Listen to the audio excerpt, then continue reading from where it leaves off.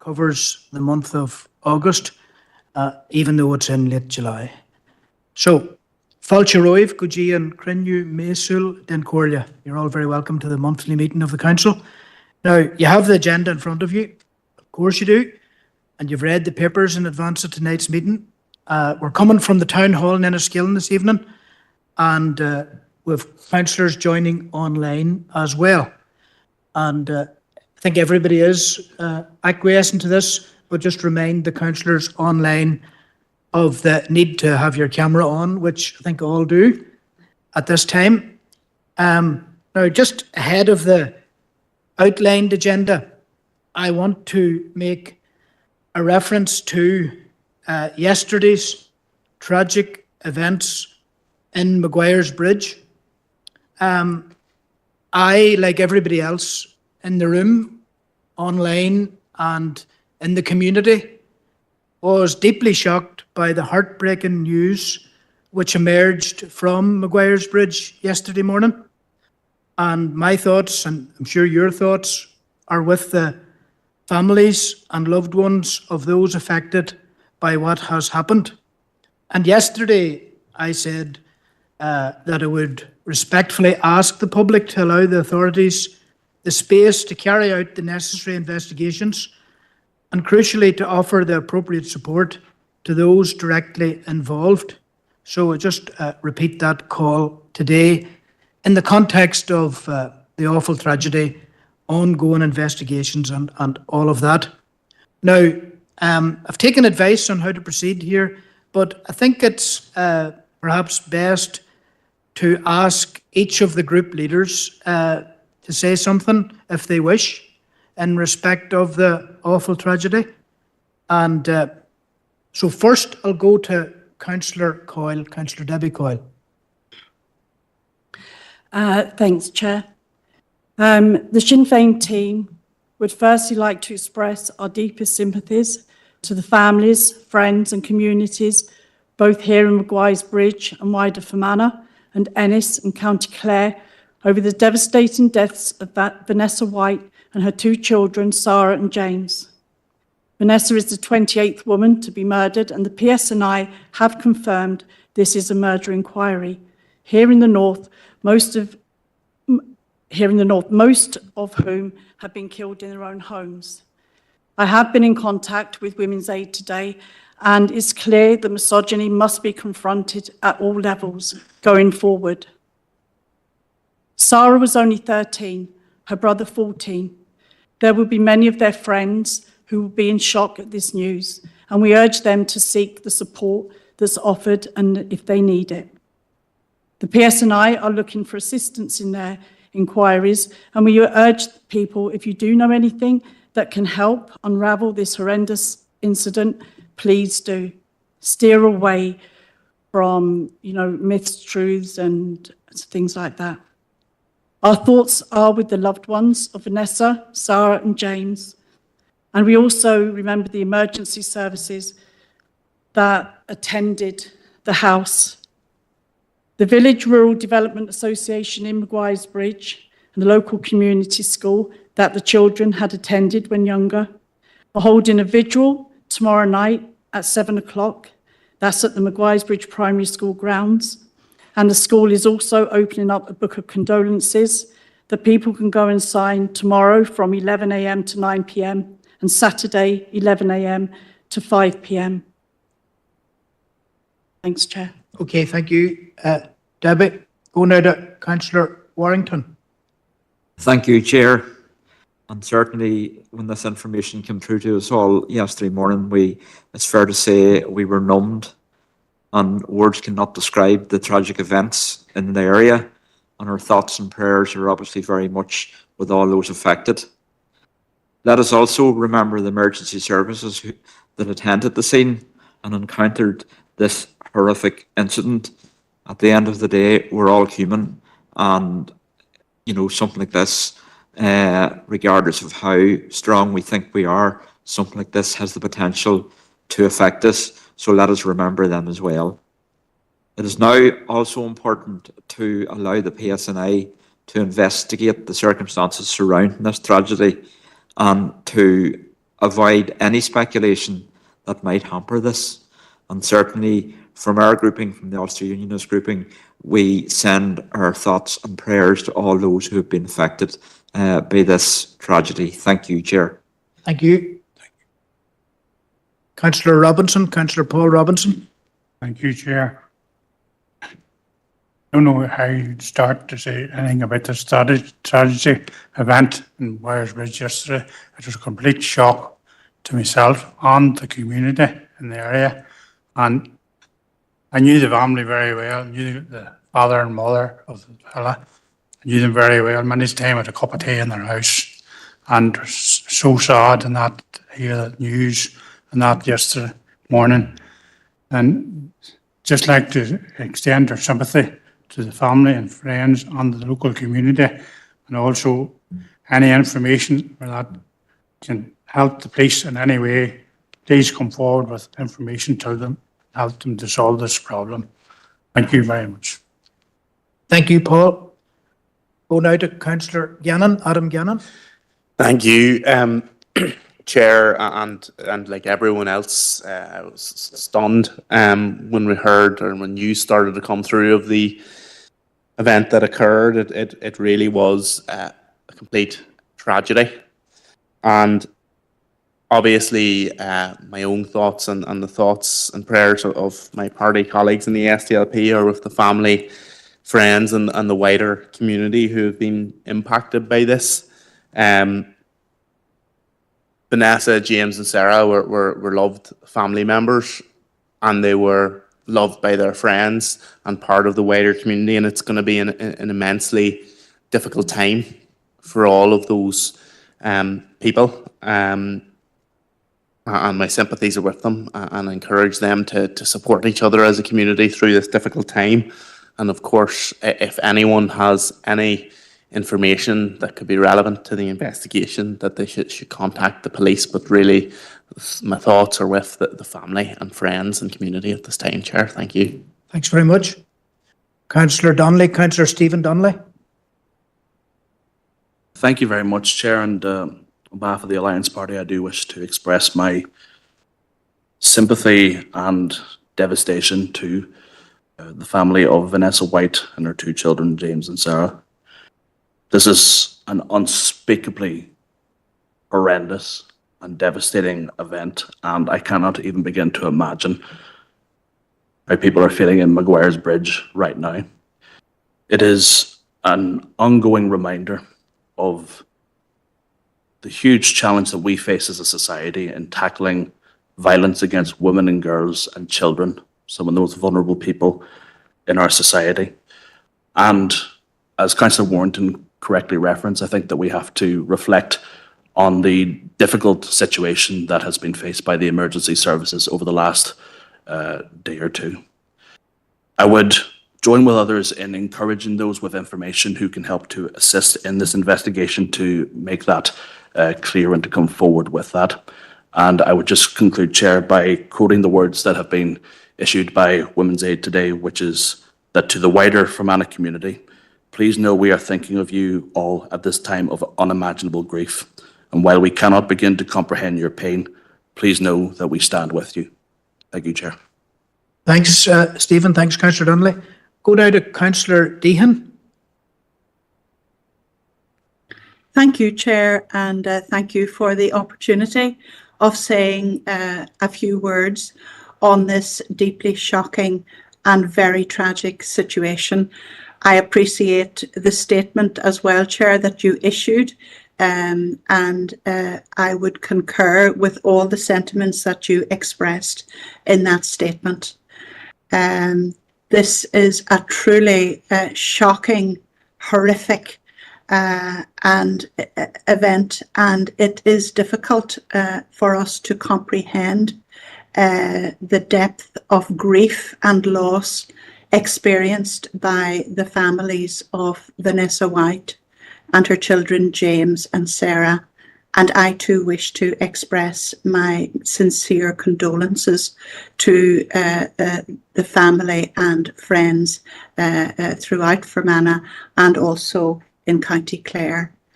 I think this event brings home to me, Chair, the importance of each and every human life and how important it is for families and communities to support each other through very difficult times. As other members have said, violence against women and girls and children is a blight on our society and something which needs to be urgently addressed. And there needs to be support put in place as a matter of urgency for families who are experiencing difficulties. And I think it goes without saying that we commend the efforts of the emergency services, the PSNI, the ambulance service, the air ambulance, and all who assisted in that terrible tragedy. And we hope that they will receive the support that they require in dealing with such an horrific situation. So again, our thoughts and prayers are with the bereaved families, Chair. Thank you. Thanks very much, Councillor Deehan. And thanks to all group leaders who conveyed their sentiments there. In a short while, I'll be incorporating Vanessa, James and Sarah into a minute's silence that we're going to have. But prior to that, I want to reflect also on the life of Tommy Gallagher.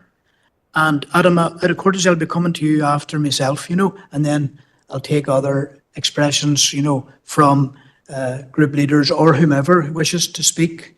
But I'll open up with, it is with deep regret that the Council has learnt of the recent death of Tommy Gallagher, who served as an SDLP councillor on the Fermanagh Council from 1989 to 2001.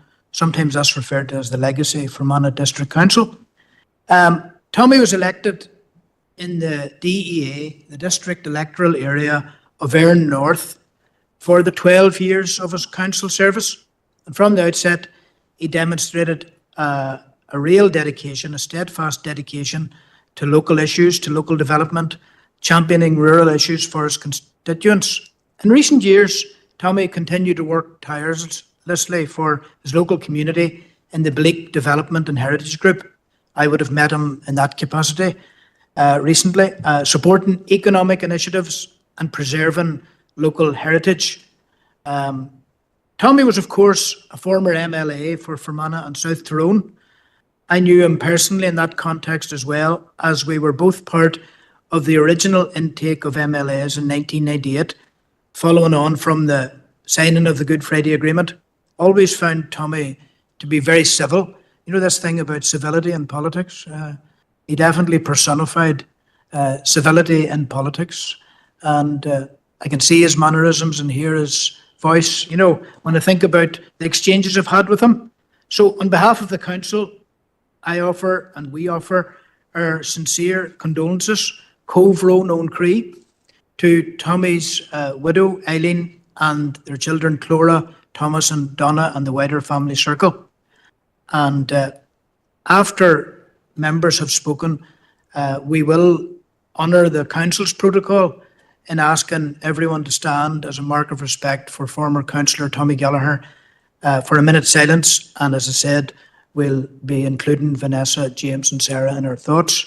So I want to go to Councillor Gannon first. Thank you, Chair, and thank you for that tribute to Tommy there. Tommy was a very, very good man. I knew him a right few years. And ultimately, I want to say at the start, the thoughts are with Eileen, Clora, Thomas, and Dono. His kids. It was a sudden loss. It wasn't expected. But, Tommy was always a great support to myself.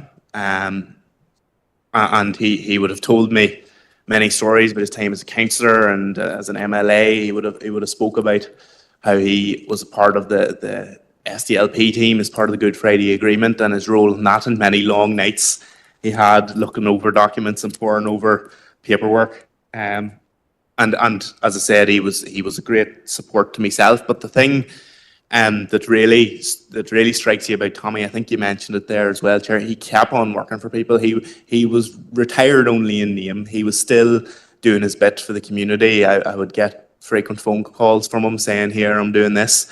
Not that frequent though at the end of the day, because he was quite able to get most things sorted himself. He still kept very active and very busy.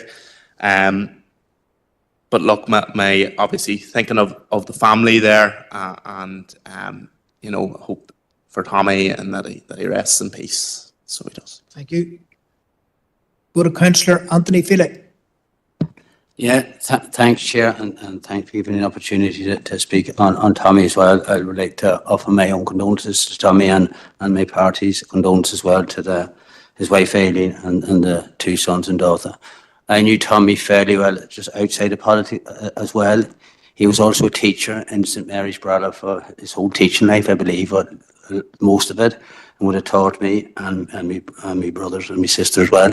And I always found him he was good. Tommy was good crack as well. He would always crack a joke with me. Even when I got involved with politics, he'd have a bit of crack with him as well. Great GA man also for his club Erin Gales there. And was a great man for the hurling as well. He was a PE teacher from Brad, and we would played a great man for the hurling, getting us involved in hurling as well. A good hurler himself he was. And he won 2 championships with Beleakin in 79 and 81, so it was. And before that, he played on a joint up team with Devonish before they went their separate ways. So he had a county medal with Devonish also. And he was a farmer as well. I used to meet him in the marsh there through the years. So he was a good man for the community. And I just offer me condolences to him. Thank you. Okay. I'm going to take the expressions in the order that they come to me. So it will be Paul next. Paul Robinson. Thank you, Chair. I knew Tommy very well. I always found him a gentleman to meet and to talk to. A very interesting man to talk to. He had his views and I had my views, and we always debated things now and again with him. And I'd just like to extend my sympathy to the family circle and that. Thank you. Thank you. I'll go online now till Josephine. Councillor Deehan. Thank you, Chair. Well, I too would like to take this opportunity to express my sincere condolences to Tommy's widow, Eileen, and their family. Truly, Tommy Gallagher was a remarkable man, and he lived a very full and fulfilled life. He made a very significant contribution to politics, both as a local councillor, where he served on the Legacy Fermanagh District Council, and later as an MLA. He played a very significant role in the first Northern Ireland Assembly, and also in the formation of the peace process and the embedding of that process in our politics. He made a huge contribution to his local community, not only through his role as an educationalist, but also, as other members have said, through his sporting activities and his care for the wider community. So his sudden death will be felt keenly throughout the county, and especially in his hometown. And I do feel that he is a great example to us, and certainly to me personally, as a public representative, very dedicated to his role, committed to his community. And I certainly will take a lot from the example of a life well lived. So thank you, Chair. Thank you, Councillor Dean. I'll go now to Councillor Roof. Thank you, Chair. And on behalf of the Alliance Party, we would like to also send our condolences to Tommy Gallagher's family, to his wife Eileen, to his children Clora, Thomas and Donna. What has been said so far, it has been echoed in the sentiment across Fermanagh since the announcement of his death. He was well respected in all corners as an honourable man, a decent man, and a hard-working local official for people from all backgrounds. In particular, of note is his involvement in the Good Friday Agreement and the build-up to that in the peace process. And it's upon his shoulders and the shoulders of people like him that we now sit in Northern Ireland. And there's a great deal of appreciation and there's a great deal of legacy for Tommy in the years to come. Chair. Councillor Warrington.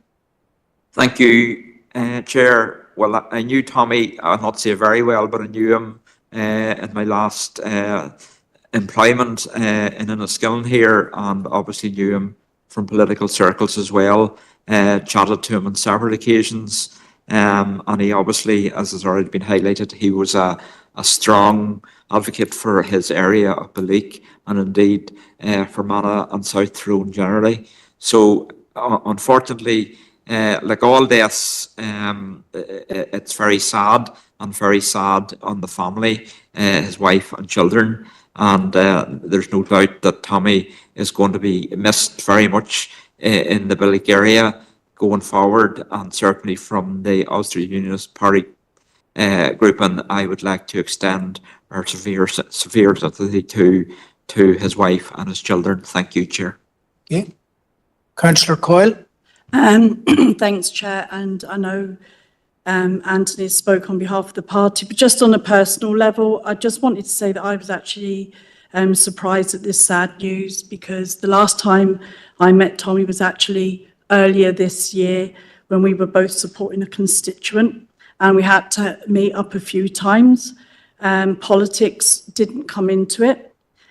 We both wanted and got a positive outcome for that constituent, and I found Tommy very helpful and very good, and I just wanted to note that, and just to say that my thoughts are with his wife and family at this sad time. Okay, thank you. So members, we'll stand now for a minute's silence in memory of Tommy Gallagher, and also Vanessa, James and Sarah.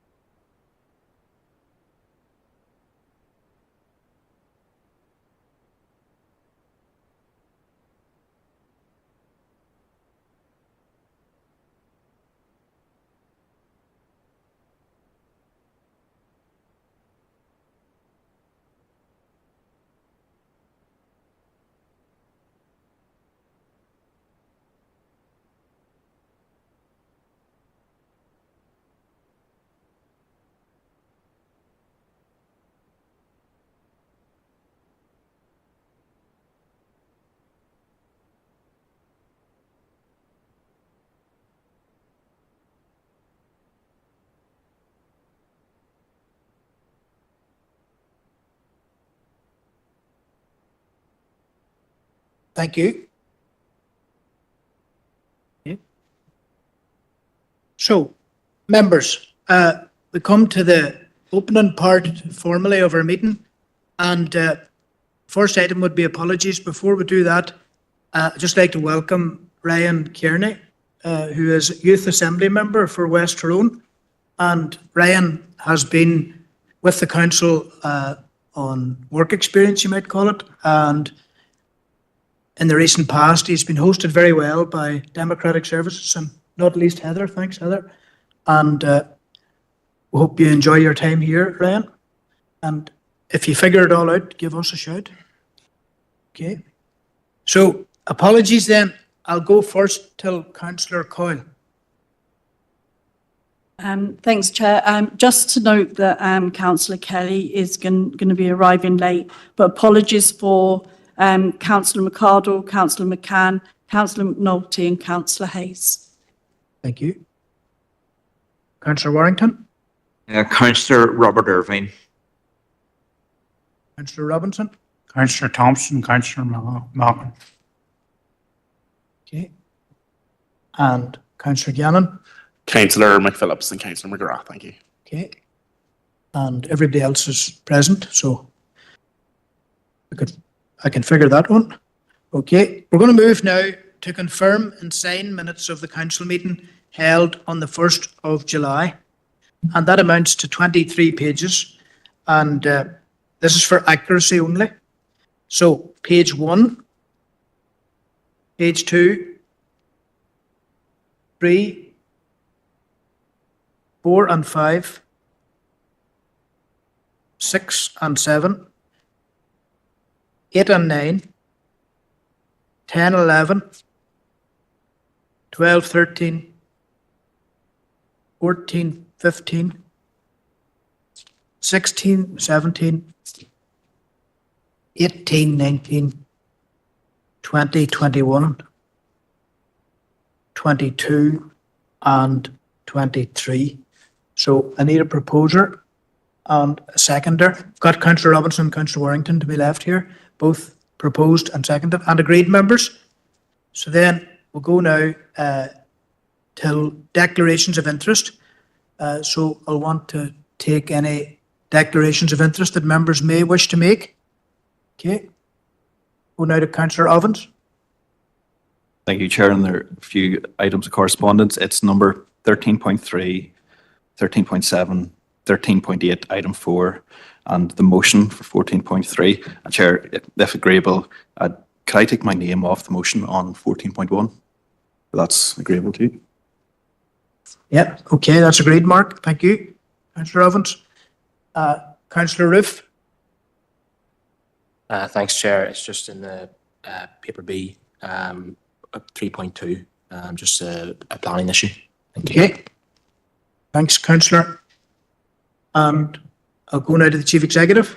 Thank you, Chair. May I just make a collective declaration on behalf of staff present? It's in relation to the letters from the National Joint Council for Local Government Services, and this is in relation to the pay awards which have now been agreed.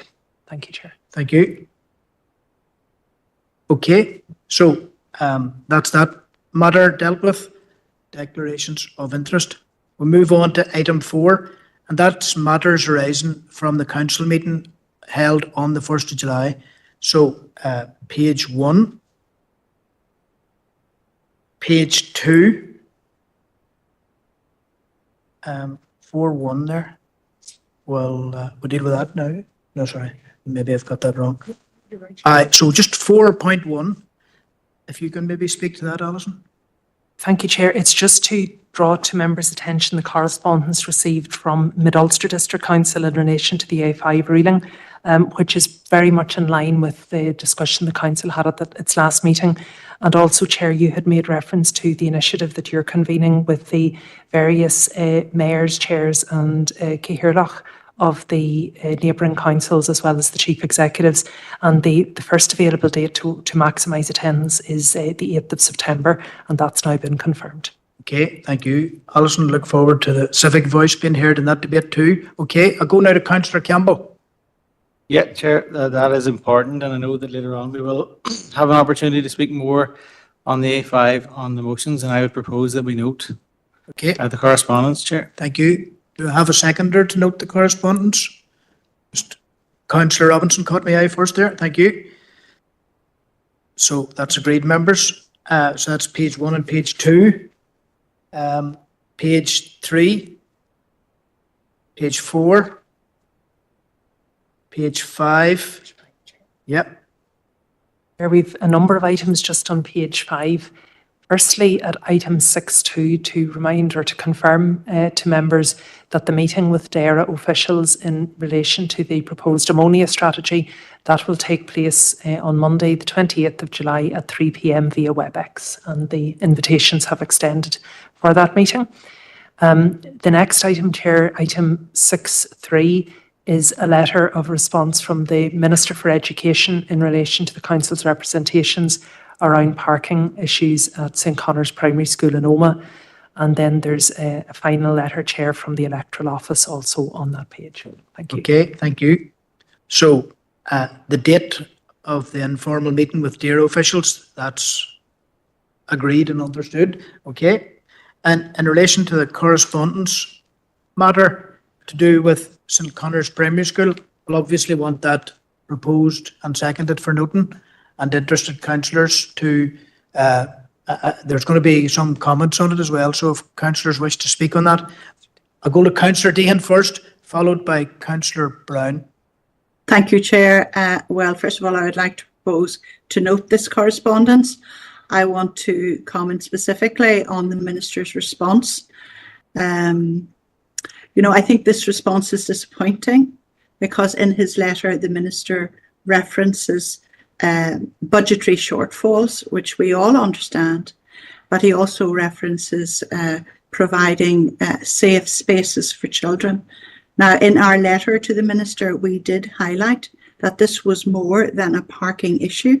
causing nuisance for local residents and for those dropping off children at the school. This is a health and safety issue, and it is quite miraculous that no one has been injured to date. So that's disappointing that the Minister does not acknowledge that in his letter. So what I would like to propose, Chair, is that we do correspond back with the Minister, thanking him for his reply, but emphasising that this is a health and safety issue that needs to be prioritised, and appropriate funding be made available for the solution that we know is there. Thank you, Chair. Thank you. Councillor Brown. Thanks, Chair. This is about the letter from the electoral office. So No, this is about Connor's Premiership. if you want to take, I'll come back in. Sure. We'll take you later in the equation. Okay, are there any other councillors who wish to speak on the St Connor's issue?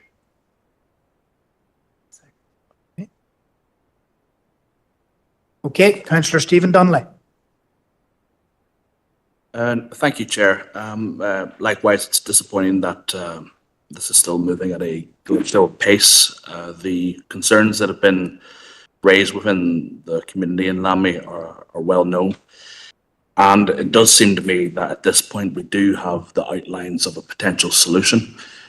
And whilst I respect and I welcome the fact that the Minister is committed to continuing to work with all the key stakeholders within the area, I think that we are going to have to acknowledge at some point that the status quo is just unsustainable, because ultimately it isn't just a question of a minor inconvenience. This is something that is providing a serious health and safety risk to the residents in Lammy, but also to the children who are trying to get to school.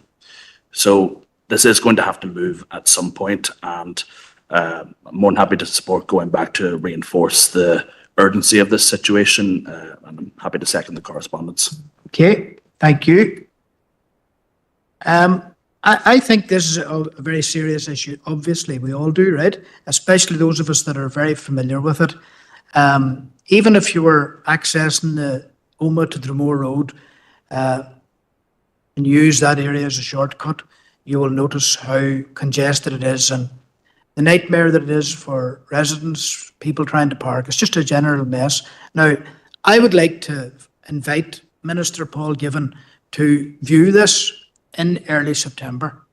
And if we could include that in the letter, that there actually is a request on the table for the Minister to view this himself. I think it's sufficiently serious. You know, he will be back and forward. You'd like to think to the Strudel campus, you know, because of the iconic nature of that project. And if he could combine a visit, a stop off at that location, that's something that I would like to invite the Minister to do. I would go to John McClary now, Councillor McClary. Thank you, Chair. And again, I know this junction fairly well as well. I think we need to make sure that he's there at the times when it's at its worst. Yep. There's no point in him coming in the middle of the day when there's no issues there. At the times in the morning when the children are being dropped off, and then when the younger children are coming out shortly after 2, and then again at I think it's just shortly after 3, the older children come out, and he really just needs to be there to see how bad it is and appreciate what we're really talking about. Thank you, John. Thank you. Councillor McColgan. You, Chair, agree with everything that has been said so far, and I was just going to second your suggestion of inviting the Minister to have a look at the situation there, arrive on the scene, and I agree with what John has said there, that it needs to be at the correct time, at picking up time, whenever he can see the congestion and the safety issues that are there. Thank you, Councillor McColgan. So I think we're all on the one page there, and I suppose from our point of view as a council, we're prepared to be a player in the solution here, you know, looking at land that is under the control of the council towards helping the solution, but we do need DE's strong buy-in here and strong commitment to a solution here. So I think we're all agreed, members, no votes needed there, and we'll action that accordingly. Okay. Okay. So we'll go to Councillor Brown now, item 6.4.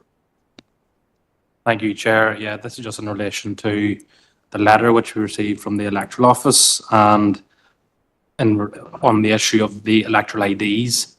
And I have to say, very, very disappointing response from them. They haven't taken any notice of our concern at all.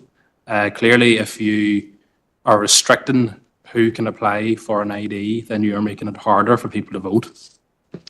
A lot of people that I've come across actually prefer to use the electoral ID when they're voting rather than use their passport or their driving license. They have more confidence in that as an ID form for voting.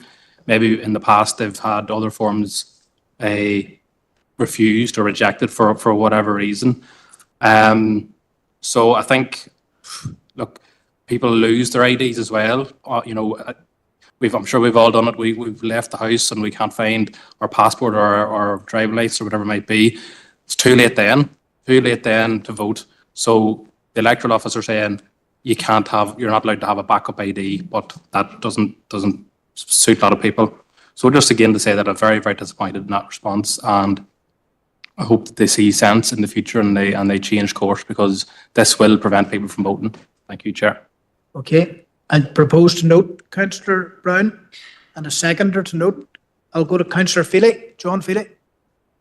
Yeah, thank you, Chair. Happy to second the note, because I also want to echo that. I know plenty of people I've met at the polling station on the day of election. They went in the car, go to take down sometimes to get the license, just haven't got it on them.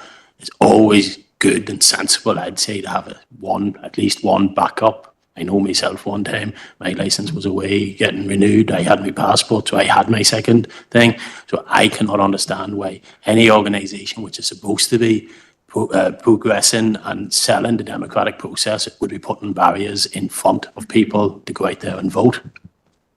Okay, thank you. Go now to Councillor Gannon. Thank you, Chair, and just very briefly, because it was something I was going to mention later on in the motion, but just to mention, I distinctly remember them. Now, it's over a decade since I was 17, 18, but they used to allow two then. They came into school, plenty of lads I went to school with had their driving licence, myself included at the time, and we had the 2 bits of ID, so I don't see any reason why they came in. It was funny enough, the other day I happened to come across my wife's old electoral ID card, and there it was, and she was in her school uniform too, as was I in mine. So it's very strange that they're not allowing you to have it as well, Chair. So just to add my voice to the frustration expressed. Okay, thank you.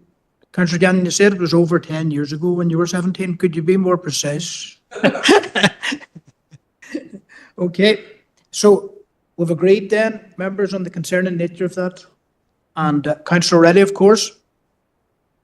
Thanks, Chair. And as I raise this issue and look to get an answer, I'm disappointed, but it is the same answer that was verbally expressed to me by the electoral office when I followed it up initially. I think it's something that we can be disappointed here about, or that we can try to encourage that the people who have the power to look at this, whether it is a matter that the Assembly can look at, to sort of encourage the electoral office to change tack here, because if we just leave it as being disappointed, no action will follow. And I think it is something of a fundamental nature to encourage people to vote and to, as others have said, use as a backup form of ID that we need in society. And certainly, as Adam has outlined, many students availed of the ability when the electoral office came into schools at a time to get this ID, and it was used when going out to socialise and so forth, and help prevent the identity theft by the loss of passports or driving licence and so forth. So while I acknowledge that it's not their primary responsibility to provide other forms of ID, it is a way to be able to encourage people to always take up the option to vote. I think we should follow it up to write to the appropriate minister that would be able to bring this up in the Assembly. Okay, thank you. Would NILGA be another mechanism we could use? Indeed so, if we can enlist the help of all other 10 councils, it would be a help. Okay. Thank you, Chair. Thanks very much. Go now to Councillor Green. Thanks, Chair. Yeah, I would like to second Thomas's proposal there. And also, I'm wondering, would it be of any benefit, or has it been long since we invited the electoral officer, whoever's name is at the minute, down to meet the council? Because I know this is one issue, but there's a number of issues. And I suppose we have a window of opportunity now where the electoral office actually could remedy these things before the next bout of elections come. Thank you, Councillor. Go to Councillor Coyle.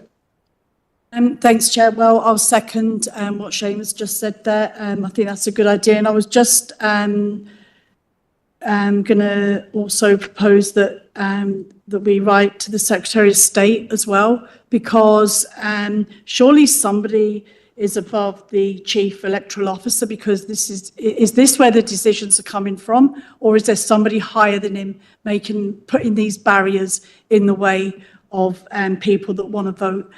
So if we can do that as well, Chair, please. Thank you. Councillor McColgan. Chair, again, I agree with everything that has been said and would support the send of those letters, but also to include the fact that this may be an encouragement to young people to become involved in the electoral process, because you can't get an electoral ID card unless you're registered. So it's an encouragement to register for the electoral process as well. Okay, thanks, Councillor McColgan. And I think most of the actions in that round of comments are captured with a proposer and seconder. So I'll anticipate agreement for each. Agreed, members? Okay. All right. 12 months since the electoral office. Then sometimes we engage the electoral commission, isn't that right? A joint meeting. So we'll do that, Seamus. That'll be very appropriate. Thank you. Just switch off your mic, Marty, there. That's great. We'll proceed now, members, to page 6. Thank you, Chair. Just item 6.5, we have a response from DFI Roads in relation to the dropped curbs outside Newton Butler Community Centre. So there is a programme of planned installation of drop curbs across Fermanagh, and that is included within the works programme and should be complete within the next 8 weeks. Okay, I'll go to Councillor Riley. Chair, I appreciate the council writing and getting this response, bearing in mind that this has been a situation for a number of years, with repeatedly locals and myself being given assurance that this work will be completed in the next cycle of this, that and the other, and years slip by and it has not.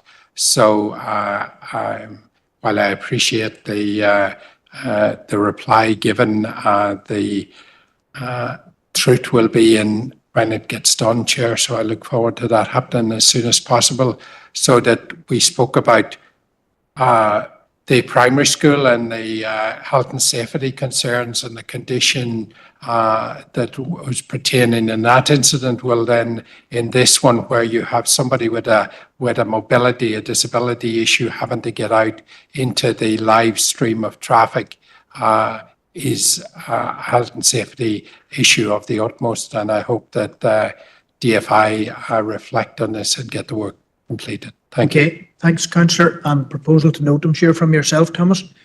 Yeah, and a seconder to note. Okay, Councillor Robinson. Okay, thank you. We're going to move on now till 4.6 probably, although pages 6 and pages 7. I know that there's an item at 4.6 here that Alison will speak to. Yeah. So, Chair, this is just in relation to the rural parliaments and the discussion previously that the Council has had. So, as indicated at the previous meeting, there will be a convention of European rural parliaments to which 50 countries will be invited, taking place in Scotland between Aberdeenshire, Moray and Cairngorms National Park.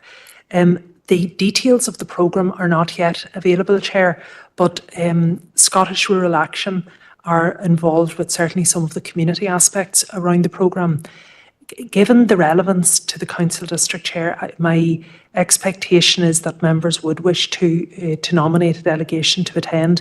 And just mindful of the period of time between now and September, it's really to get approval that we would liaise with group leaders around nominations. Travel costs will be minimal to the event based on what we have seen, but we're just trying to work out the logistics of accommodation, which will be based on mainly where the most events are.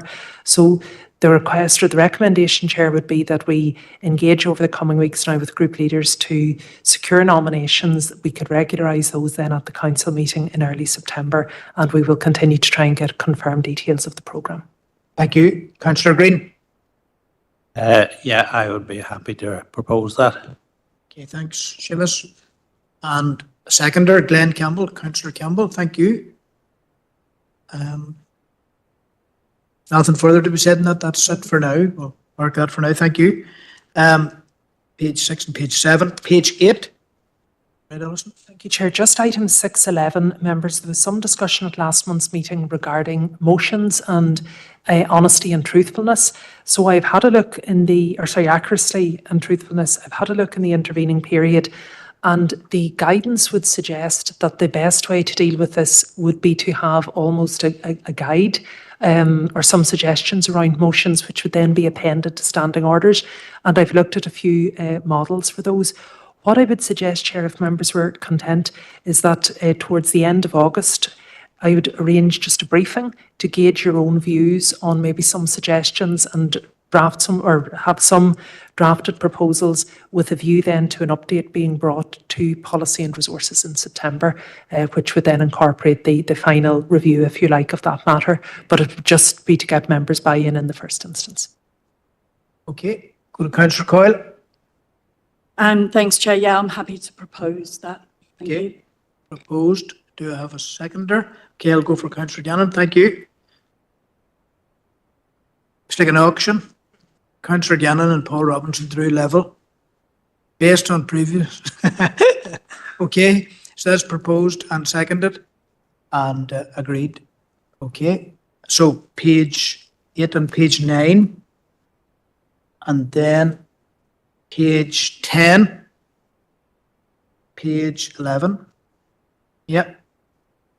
Chair, just to draw members' attention, item 15.1, we have responses back from the Minister for Infrastructure indicating her willingness to meet the Council Rural Affairs Subcommittee. So we're just liaising with the Minister's Diary Office to try and get some proposed dates. We don't have any at the moment, Chair, but I imagine it would now be probably after the recess in September. We have a proposed date for the meeting with Minister O'Dowd, and that is proposed at 10:15 on Tuesday, the 10th of September in Clare House in Belfast. So if members were willing, Chair, that we'd accept that date, and we would obviously arrange for a briefing for yourself, Chair, and the Rural Affairs Subcommittee members who would be available to travel. Councillor Ovens. It's a separate matter, Chair. It's a separate matter to that. Oh, separate matter, sorry. Okay, we'll come to you shortly then. So that correspondence needs noted, those two items of correspondence, would that be fair to say? Can I take a proposer, Councillor Feely, seconded by Councillor Coyle, for the noting of those correspondences? Okay. Content we accept the Yeah, Chair? I think we are. We're all content. We're making noise here about rural issues, and it's linked even to that rural parliament stuff, you know, that we are championing rural communities. It's a rural council, all of that. Okay, thank you. That's agreed, members. So page 11, I want to go to Councillor Ovens. Thank you, Chair, and it's an issue that really straddles page 10 and 11. It's that 12.1. It's the issue of the topic that my colleague, Councillor Warrington, has been raising for the last number of months, and this is about the potential, or his call for the reinstatement of the fireworks, the Halloween fireworks displays in both Omagh and Enniskillen. So, and I don't intend to rehearse the argument, but colleagues will recall that every time this has been raised to date, as in over the last number of months, the message has very firmly been said that a proposal, and in this case, the proposal from Victor could not be taken as the matter had already been decided through the appropriate channels. And if I could just quote a comment from the Chief Executive at last month's meeting, the matter was considered by the Council through the appropriate structures. It was considered at the Events Strategy Working Group and again at the RNC Committee, and the Council resolved not to do the events.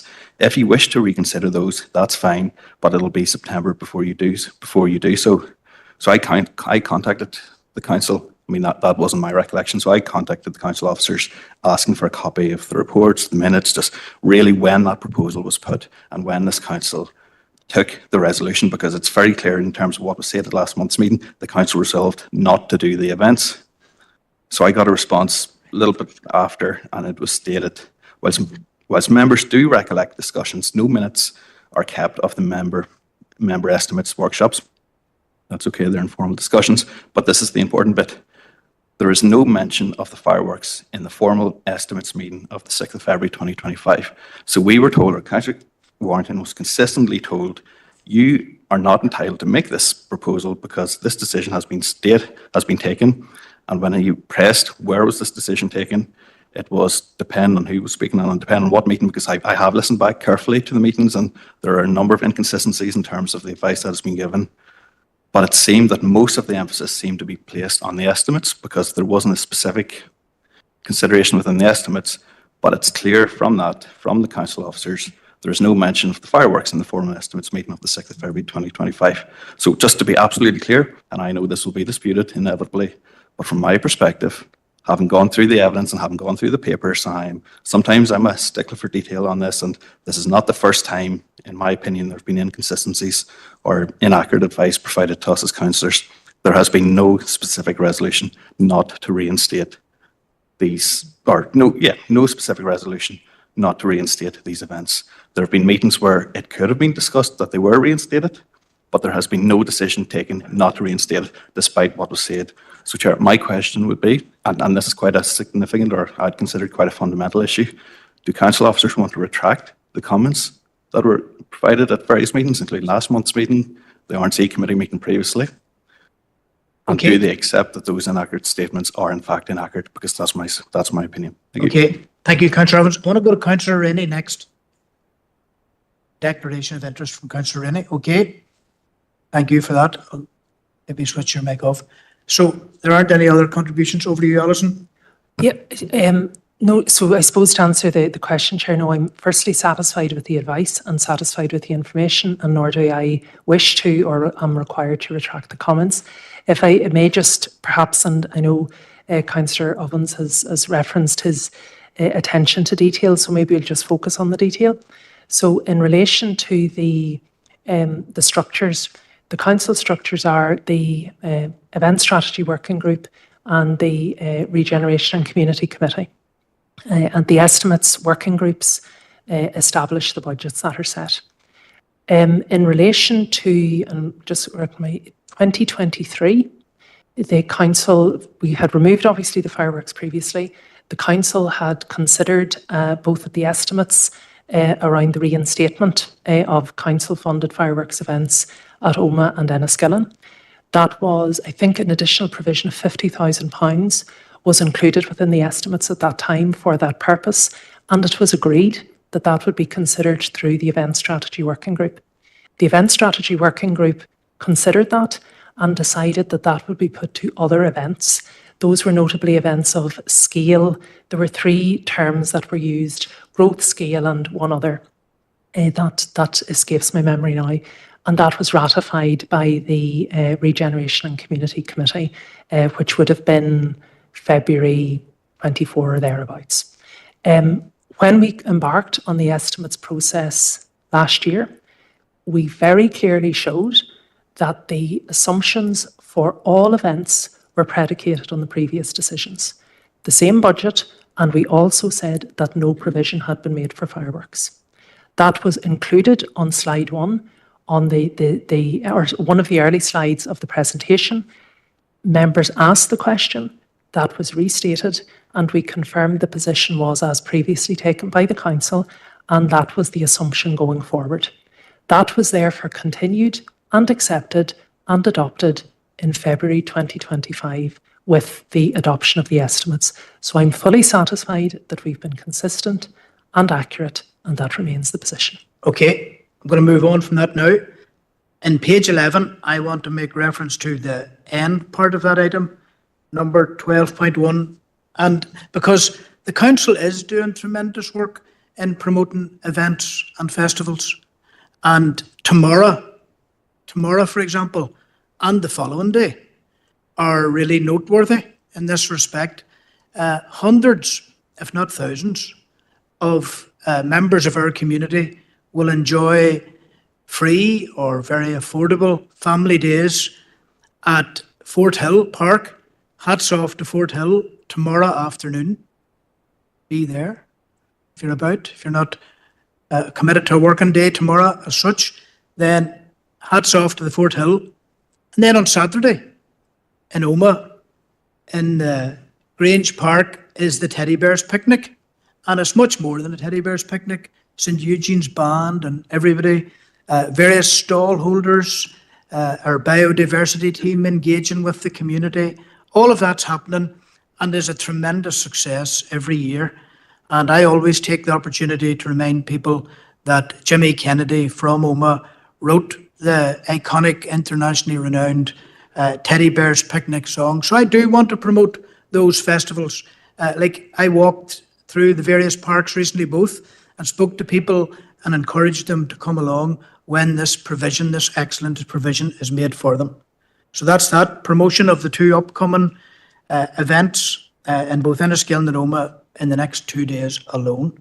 Okay, so I want to keep moving. Page 11, page 12, page 13, page 14, page 15. Yeah, Alison. Thank you, Chair. Just in relation to page 15 and specifically the restoration of emergency general surgery motion.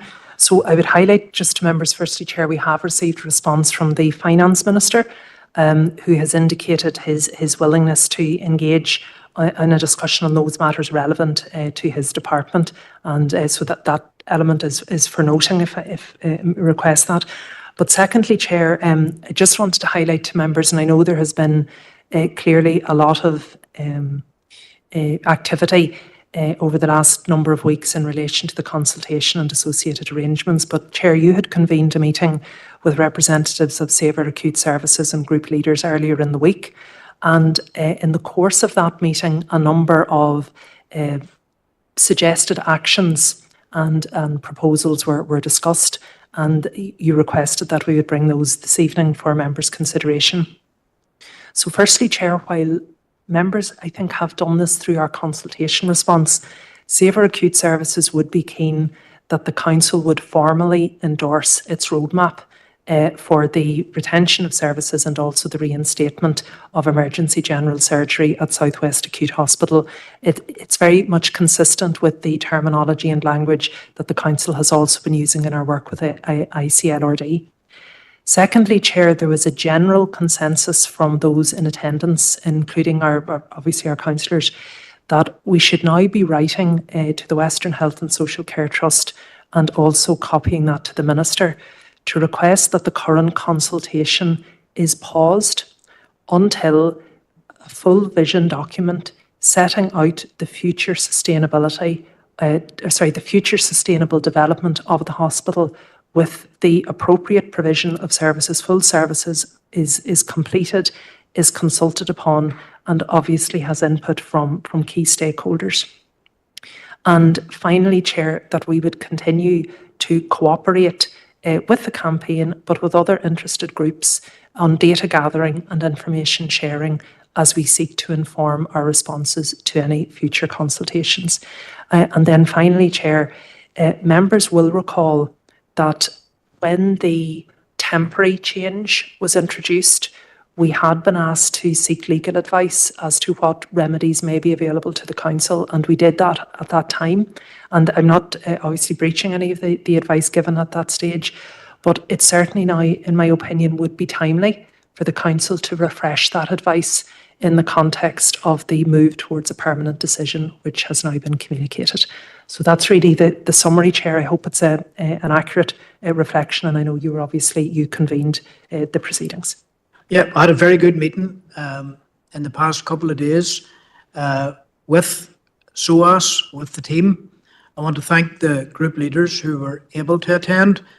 Adam's going to be one of the first speakers here. Adam was in attendance. I'm not going to name those who were and who weren't, because everybody's committed. Everybody's committed to this. But just this is the roadmap. It's a very, very good document, and everybody should equip themselves with this document.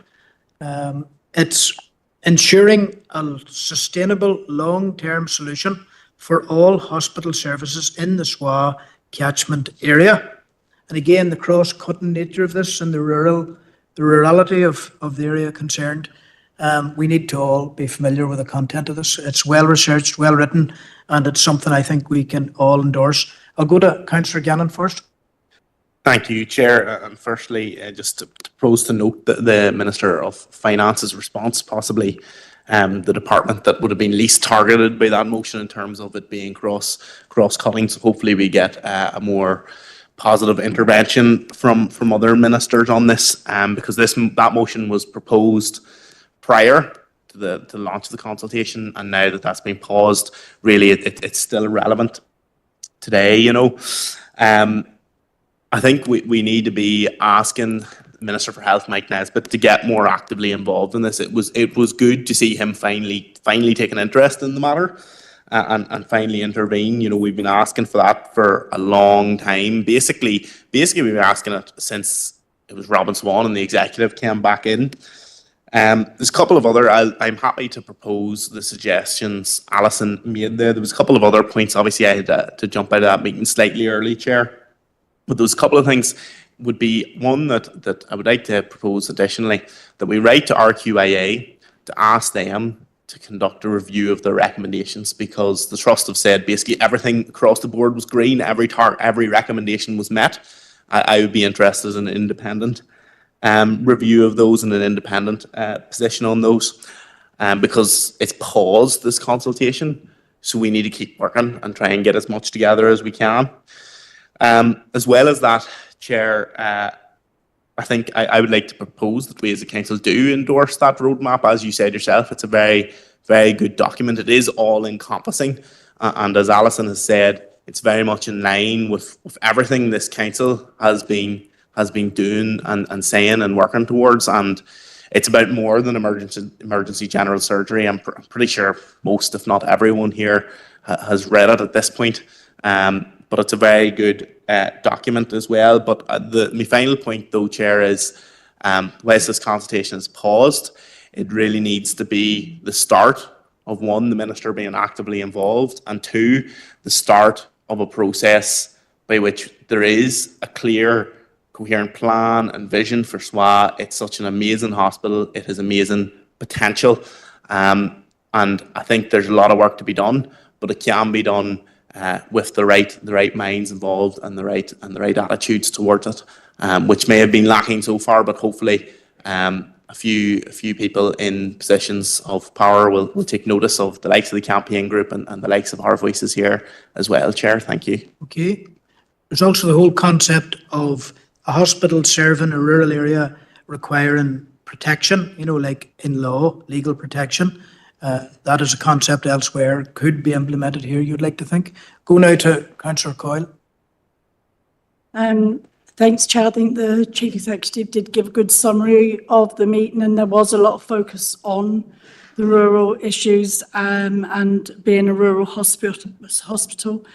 I don't think we felt at that meeting that a pause was really good enough. I mean, it was needed, but it's not good enough. We need the Minister. The Minister can come in and pause it. The Minister can come in and actually reverse the decision of the permanent removal of the emergency surgical services. And it is vital that the Trust and the Department of Health work together on producing a document or paper on the vision of SWA. And that should also include, although we didn't actually talk about it on that day because we focused on emergency surgical services, but I think that vision needs to include mental health facilities and services in our council area as well, because I was at a meeting earlier today and it's just shocking what people are putting up with, and we need more. Okay, thank Thanks, you. Chair. Councillor Riff. Thanks, Chair, and yes, happy to support the proposal. One thing, if people are willing to, is just to add to that, we mentioned about the division map required before the reinstalment of any consultation. I would like to add to that, if possible, that part of that vision map would have to include a roadmap for the steps to the restoration of emergency general surgery, because that's one part that it's simply lacking. There's no plan in place from the Western Trust as to what or how you would bring back emergency general surgery based on the fact there is nothing there at the minute. And that is a substantial gap in an actual proper consultation, because how can you determine whether the permanent removal is appropriate if you haven't even looked at how you would restore it? So if we could add that, I would be appreciative. And I am put on record to say glad that the Health Minister intervened, but I would like to point out that the Minister had previously stated that it was not appropriate for him to intervene in the process. So he's gone against his own previous statement. But in doing so, he's actually proven that he can intervene. And in this case, he really should be intervening beyond what he has done now. It hasn't got him off the hook for stepping into what was already kill a dead duck. You know, that consultation process was for the scrap heap anyway. So he got a nice wee win out of that. That's fine. But we need to be looking at the long term on this. He's proven he can do it, and in my opinion, he should be doing it right from the off for the entire consultation process. Thank you. Okay, Councillor Warrington. Thank you, Chair. Well, certainly the Minister's intervention installing the consultation has to be welcomed. There's no doubt that the Trust made a number of mistakes, and which undoubtedly knocked public confidence. The ball is now very much in the Trust's court, and it's now very much up to them to come forward with this vision on the way forward. I don't think there's any point. We're all, as I stated at that meeting on Monday, I'd like to think that we're all in agreement here within this chamber, and I certainly don't think there's any mileage in us starting to try to point score and slag off some individuals. But certainly we're in this together, and we will keep on, as it's been stated, we'll keep on fighting to get the emergency surgery reintroduced into the SWA. Thank you, Chair. Thanks very much. Okay, I think all of the proposed actions are agreed, members. Okay, I'll go to Councillor Evans here. I just declare, Chair, on that. I think there's a proposal for a letter to go, so just declaring that most recent item, really. Okay, that's great. Thank you. And agreed, members, on a course of action there. I just want to thank Jimmy and Helen, Sam, Karen and Donal, who were the team that presented to us the other day and presented a very good case. And we agreed to work closely into the future on these matters, and also take strong account of the ICLRD work, which might be reported on in September. Okay, thank you. That's agreed, members. So we'll go back here till the matters arising. So I think we were at page 15 there. We're now at page 16, page 17. Page 17. Yeah, Chair, it's just to note, I have advised members a valid call-in has been received in relation to item 29.2, which was the establishment of an Irish Unity Working Group. It was a call-in under 41(1)(b) of the legislation, which therefore requires a legal opinion. That legal opinion has been commissioned, Chair, isn't available as yet, so that will be reported on at the September council meeting. Okay, thank you, members. Page 18, page 19, page 20. Page 20. Councillor Evans. Thank you, Chair, and it's again, it's this issue of the online booking system for the household recycling centres, and I appreciate we had a full and extensive debate on it at last month's meeting, so I don't intend to reopen it. But I think it's important, just when we're going through this, there were a number of statements made, several inaccurate, but there was one comment made during that meeting that has subsequently been clarified to be wrong, in terms of a number of members stated during that meeting that they were content for this proposal to go ahead on the basis that it was a pilot scheme. I mean, at the time, I felt that there was no chance of a pilot scheme because a pilot scheme won't work in this instance, but it has since been confirmed by officers that there will be no pilot scheme for this, that this will be rolled out in its entirety. I know some members are taking some degree of comfort that it will be reviewed on a 6-monthly basis. I mean, I take zero comfort from that, because once you have this introduced, once you go to the expense of installing barriers and hiring staff and purchasing the necessary IT equipment, I mean, this is not going to be rolled back. So I think it's useful just to put that on record, because I mean, anyone who watches last month's meeting and will listen to that debate and think, well, there's a pilot. There's most certainly not a pilot. I watched back with interest as I... Councillor Roberts, if that's not correct, just imagine the point you've just made may not be correct. And I want to go to the Chief Executive now to see if it's correct or otherwise. Thank you. Chair, it is not correct. We have highlighted on a number of occasions, Chair. I do just want to speak specifically about the barriers. The barriers are a requirement of health and safety. So the barriers are proceeding irrespective of any decision around online booking, and that is a recommendation of the Health and Safety Executive, which I think has previously been reported both to the working group and the committee. This is a pilot in that if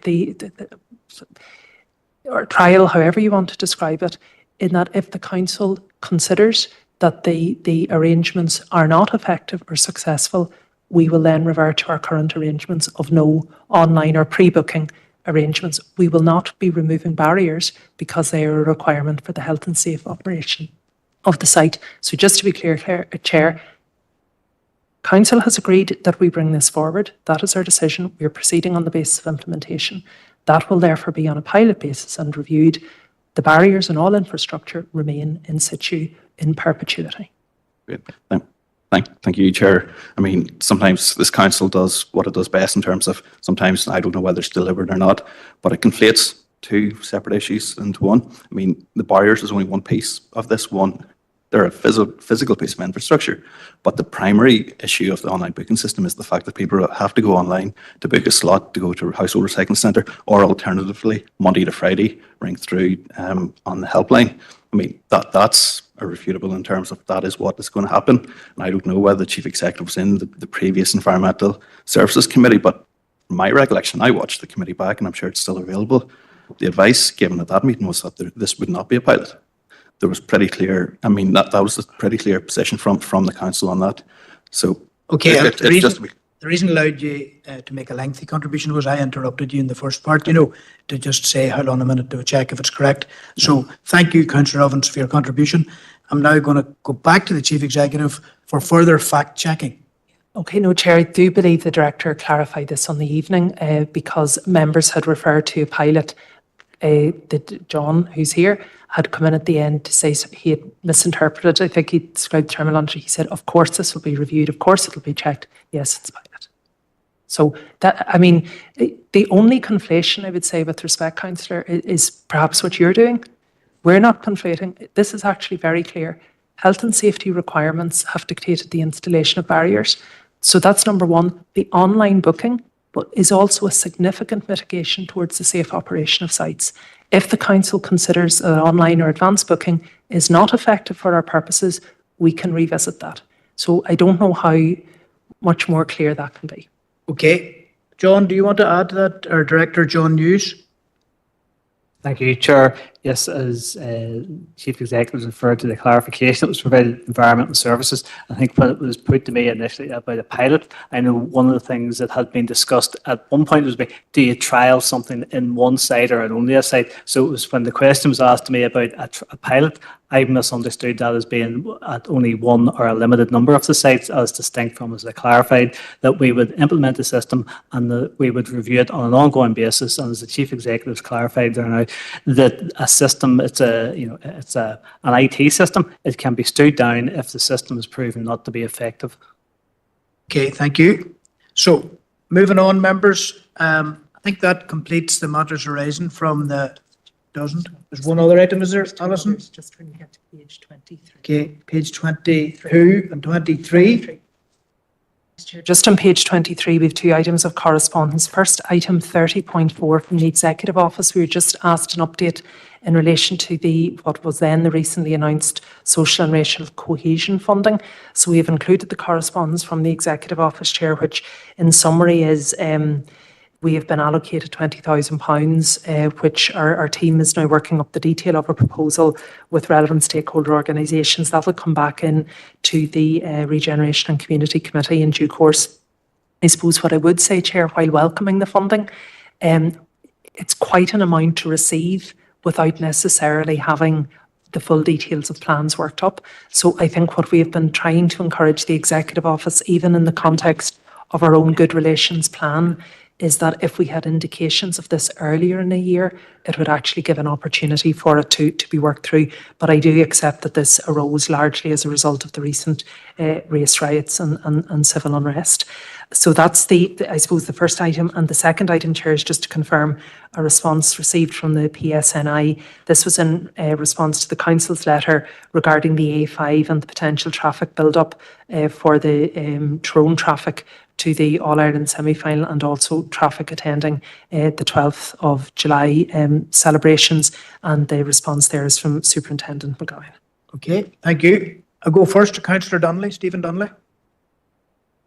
Thank you very much, Chair. And I suppose it is welcome news that this funding has been allocated and that we will have this to benefit our own district. I know that certainly there was a fair bit of interest expressed to me in Oma about the potential use that this funding could be put to. I mean, the need to tackle racism, discrimination and inequality within our society is vast. And whilst this is a small amount of money, hopefully it will be put to good use. I suppose just the only query I would just put to the Chief Executive, just on the back of her comments there, is in terms of any potential strictures or conditions that were sort of set by the Executive Office in terms of how this funding would be applied. Just any clarity on that would be useful. Chair, there was certainly some guidance. Now, I think it was fairly broad, but there was some requirements around it. If members are content, Chair, I might just ask Director of Community and Wellbeing, because I know John has collated the submission. Thank you. Yeah, thank you, Chair. Thank you, Alison. Yeah, there was broad guidelines, but effectively our plans are for a programme of community engagement and opportunities, and also for a programme of training in the short period of time, and it has to be spent in this financial year. But we do feel that it will be effective in those areas, and we will specify the areas in which we are going to allocate those resources to within the district. Okay. You're happy enough, Councillor Roof? You're okay. Just get a proposer and seconder to note. Councillor Donnelly and Councillor Roof, thank you. Proposed and seconded and agreed members to note. And then the PSNI letter to note, if we could just have a proposer and seconder. Councillor Campbell proposes and Councillor Brown seconds. I think Roy was willing too, so it's great. If you could just put the two down there, Alison. A joint finish. Okay, that's great. So thanks very much, members, for that. We move on now to item 5 in our agenda, and that would be to look at the whole planning committee. And firstly, for accuracy, the meeting of the 18th of June, by the way, and that'll be item 5 in your pack and on your agenda. First bit for accuracy, so I'll go through the pages of that, amounting to 20. So page 1, page 2, page 3, page 4, page 5, 6 and 7, 8 and 9, 10 and 11, 12, 13, 14, 15, 16, 17, 18, 19 and 20. And that meeting was chaired by Councillor Campbell, so I'd like a proposer to note. Go to Councillor Campbell there. Adopt. See if you just wait on me. Right. Gallagher proposed a note, Chair. Right, propose to adopt the minutes. Okay, thank you. Is there a seconder for that? Councillor Rainey, thank you.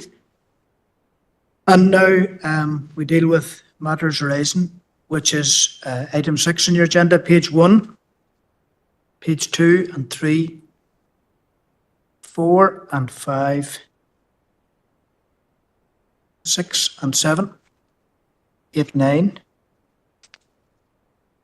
10, 11, 12, 13, 14, 15, 16, 17, 18, 19, and 20. Okay, so that's agreed, members. We'll move on from that. And we're now at item 7 on the agenda, and that is the Environmental Services Committee, Wednesday, the 2nd of July. And what we're doing first is paper C, item 7. We're going to look at them from the point of view of accuracy. So page 1, page 2, and 3, 4 and 5, 6 and 7, 8 and 9, 10 and 11. Just take a proposer, Councillor Maguire. Okay, go to Councillor Maguire. Gurmagad Kerli Mulam the Manturski. Gurmagad Ashin, Accordior Maguire. And then Councillor Robinson indicating that he wants to second. Okay, thanks very much for doing that. And then we'll go to matters arising, which is item 8, which is page 1, page 2, 3, 4, 5, 6, 7, 8. Yeah. Councillor Coyle. Thanks, Chair. Just on the update on the recycling centres, Alison, I'm just wondering the timeline for the working, the workshop or something where, the full council can come together and make some of the decisions that need to be made. No, certainly, Chair. So reference was made at the meeting that a workshop would be convened for all, and I suppose to go through all the details. I think to maximise attendance and just mindful of the recess period, it would be our intention to convene relatively early in September, and we would do that by WebEx, but in the evening too, so obviously not on a council meeting night. So I would hope that we would get that arranged within the next couple of days, Chair, and we will circulate to all members, but it certainly won't be over the recess period. Okay. Is that then? Because I'm not sure it was on the night. Proposed accordingly, and Councillor Crawford seconds. Thank you. Okay. Page 8 and page 9 and page 10 and page 11. So that's that dealt with. Moving on then, we'll look at item number 9, paper D in your pack. We're going to now confirm the minutes of the RNC Regeneration and Community Committee meeting held on the 2nd of July. Okay. So ordinarily I would go to Errol, for the adoption of this, but in his absence, we'll take that from another member. So we've 12 pages for accuracy. 1, 2 and 3, 4 and 5, 6 and 7, 8 and 9, 10 and 11, and page 12. So I'll take a proposer for the adoption of those minutes, Councillor Warrington and a Councillor McColgan to second. Thank you. And that's agreed, members. So now we'd be dealing with matters arising, item 10. So page 1, page 2, page 3, 4, 5, 6, 7, 8, 9, 10, 11, and 12. Okay. Sorry, Chair, just on page 11, item 6.5, it was the Northern Ireland Water Quality Report. Just to advise members, we received an updated copy because there were a couple of typographical errors. That's been uploaded to the other correspondence section of your folder for this evening, Chair. So that would replace the copy previously considered. So maybe just a proposer and seconder to note that, please. Okay, I'll take a proposer and a seconder. Councillor Coyle. I'll propose that, but Chair, can I just make a comment on 5.1, please? Okay. Sorry, I missed it there.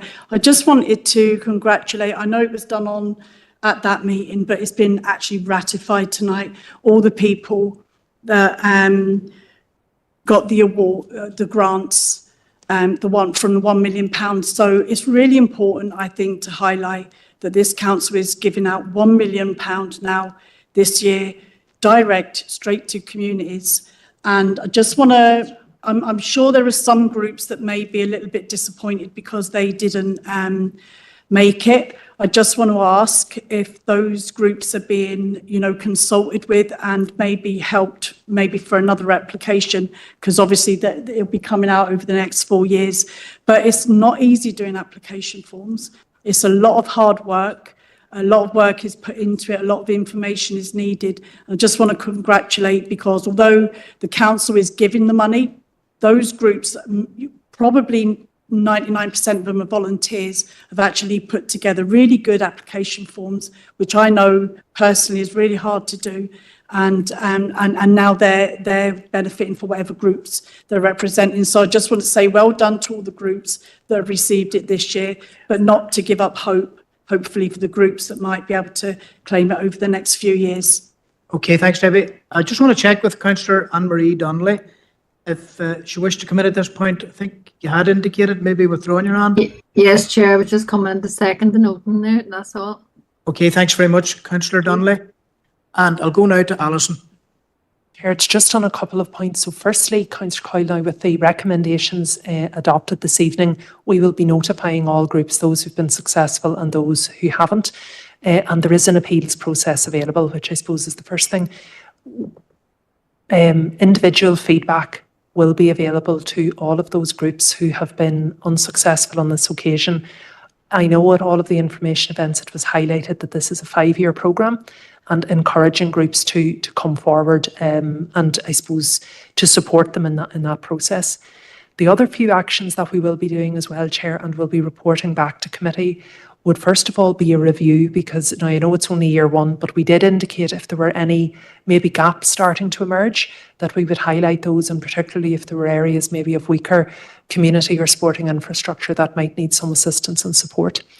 The second thing, and I think there was maybe always a recognition that the guidance that we would put out in the first year, we may need to review it after a year's operation. So we've had the scenario this year, for example, where we didn't have applications from an area or not successful applications, and maybe some groups assumed once they had gone in for the 300,000, they would automatically be considered for the other round if unsuccessful. So I think we would just want to tidy that guidance up a little bit so people are fully clear going forward. And then I think we would also, the whole, or at least a strong element of the council's decision in making this commitment of funding was to ensure a spread across the district. And I think we would just want to make sure that there is no mechanism by which a spread inadvertently doesn't happen. And I think we would just look at that as well. So yes, in terms of the support, but also to the review, and we would bring that probably, I'd say, October, November time to prepare for the next step. Okay, thank you. And just to commend everybody who played a part in that, councillors and officers, and I do want to thank Councillor Green for his vision in proposing this. Thank you. Okay, so I think we're at the conclusion of that item, which is the RNC matters raising complete. Okay, we're at item 11, paper E, and this is to confirm the minutes of the P&R committee held on the 2nd of July. Paper E, that 2nd of July was a busy day, wasn't it? For everybody concerned. So again, numbering pages here would go to 8. So for accuracy, page 1, page 2, page 3, page 4 and page 5, page 6 and page 7, and page 8. I'll go to Councillor O'Reilly if he's so inclined. Happy to propose, Chair. Thank you. And a seconder for that, Councillor Warrington. Thank you. And agreed, members. So then matters arising, which would be item 12, page 1, page 2, page 3, page 4, page 5. Yeah, Alison. Chair, thank you. Just as alluded to at the start of the meeting, just at the bottom of page 5, the Head of Human Resources and Organisational Development added at the meeting, or had advised at the meeting, that we didn't yet have an agreed position in relation to the pay awards. Members will have seen from the correspondence that now agreement has been reached with the trade unions on all the pay awards. So we will now be proceeding to implement those decisions and to process the arrears as well, Chair. So maybe just if we could take a proposer and seconder for that correspondence, which is included in your other folder, please. Okay, so I'm looking around for a proposer. Councillor Maguire. Thank you, Tommy. And Councillor Green proposed and seconded to note.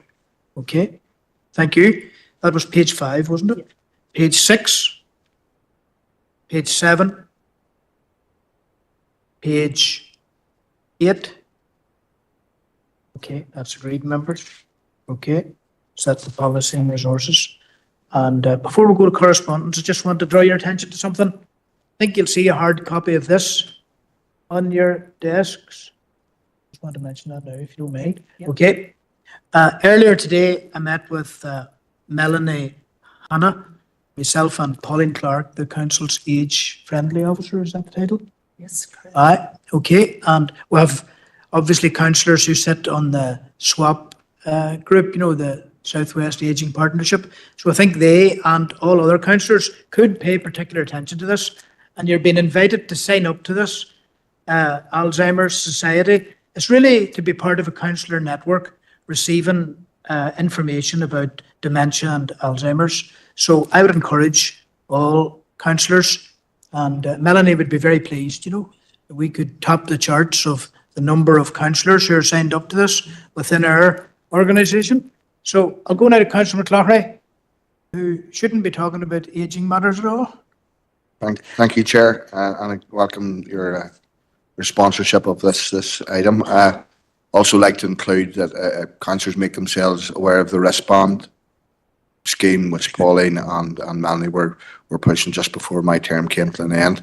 It's a very important thing for people in the community with Alzheimer's, and if councillors are aware of it, you never know who you might be able to pass one on to. Thank you. Councillor Roof. Chair, yeah, just to echo what Councillor McLaughlin said there. It's a very worthwhile resource. I've used something similar in work, and it's very beneficial for people to identify the signs and to deal with those signs appropriately, to not agitate or distress a member of the public who maybe does have signs of dementia. And those are very small, very simple things that you can do to try and alleviate their stress in certain situations. So I encourage everyone to do it. Thank you. I think it's easy to sign up to this, isn't it? If you scan the QR code, isn't that the right word? Okay, I'll go now to Councillor Green. Yeah, thanks. When I came into the chamber, I actually signed up to it there. It was very easy. I would encourage everyone to do it. I suppose the one quib that I would have with the signing up of it, I had to put myself down as no nationality because there was no way to put myself down as Irish on it. So, but apart from that, it was very easy to join. Okay, thank you, Councillor Green. I won't elaborate, but I had the same thought myself. We're all different, aren't we? Okay. Okay. We've got Podrigan admitted, okay, to the meeting. That's great. And you have one other tidy up. So, yes, Chair, sorry, I should have highlighted just as a matter arising from Policy and Resources. We had highlighted to members the Insight Exchange event, which NILGA have drawn to our attention, taking place on the 2nd of October. So we had been allocated places. It was agreed we'd take nominations this evening. We've had If members just simply want to note it, Chair, that's fine. We can have officers attend and report back. Can you remember what It was really around social value and procurement. That was the main element. Okay, so for now anyway, I'll take a proposer to note. Okay, Councillor Robinson, I have a seconder to note. Okay, Councillor Feely. Okay, thank you very much. Councillor John Feely. Okay, so we're moving into correspondence section of the meeting. Isn't that right? So you want to take us through the correspondence variously? Thank you, Chair. Really, Chair, most items for noting. First is from Northern Ireland Water, just in relation to the Council's representations around waste water treatment works and also inadequacies of capacity and the arrangements that are set out from the Chief Executive in Northern Ireland Water. We had also sought some specific advice, I suppose, in relation to the level of sewage and similar discharges. And Sarah Venning has set out I suppose the data that they have at this point in relation to waterways within the district. Okay, a proposer then to note. Okay, Councillor John Feely, and a seconder to note, Councillor Brown. Thank you.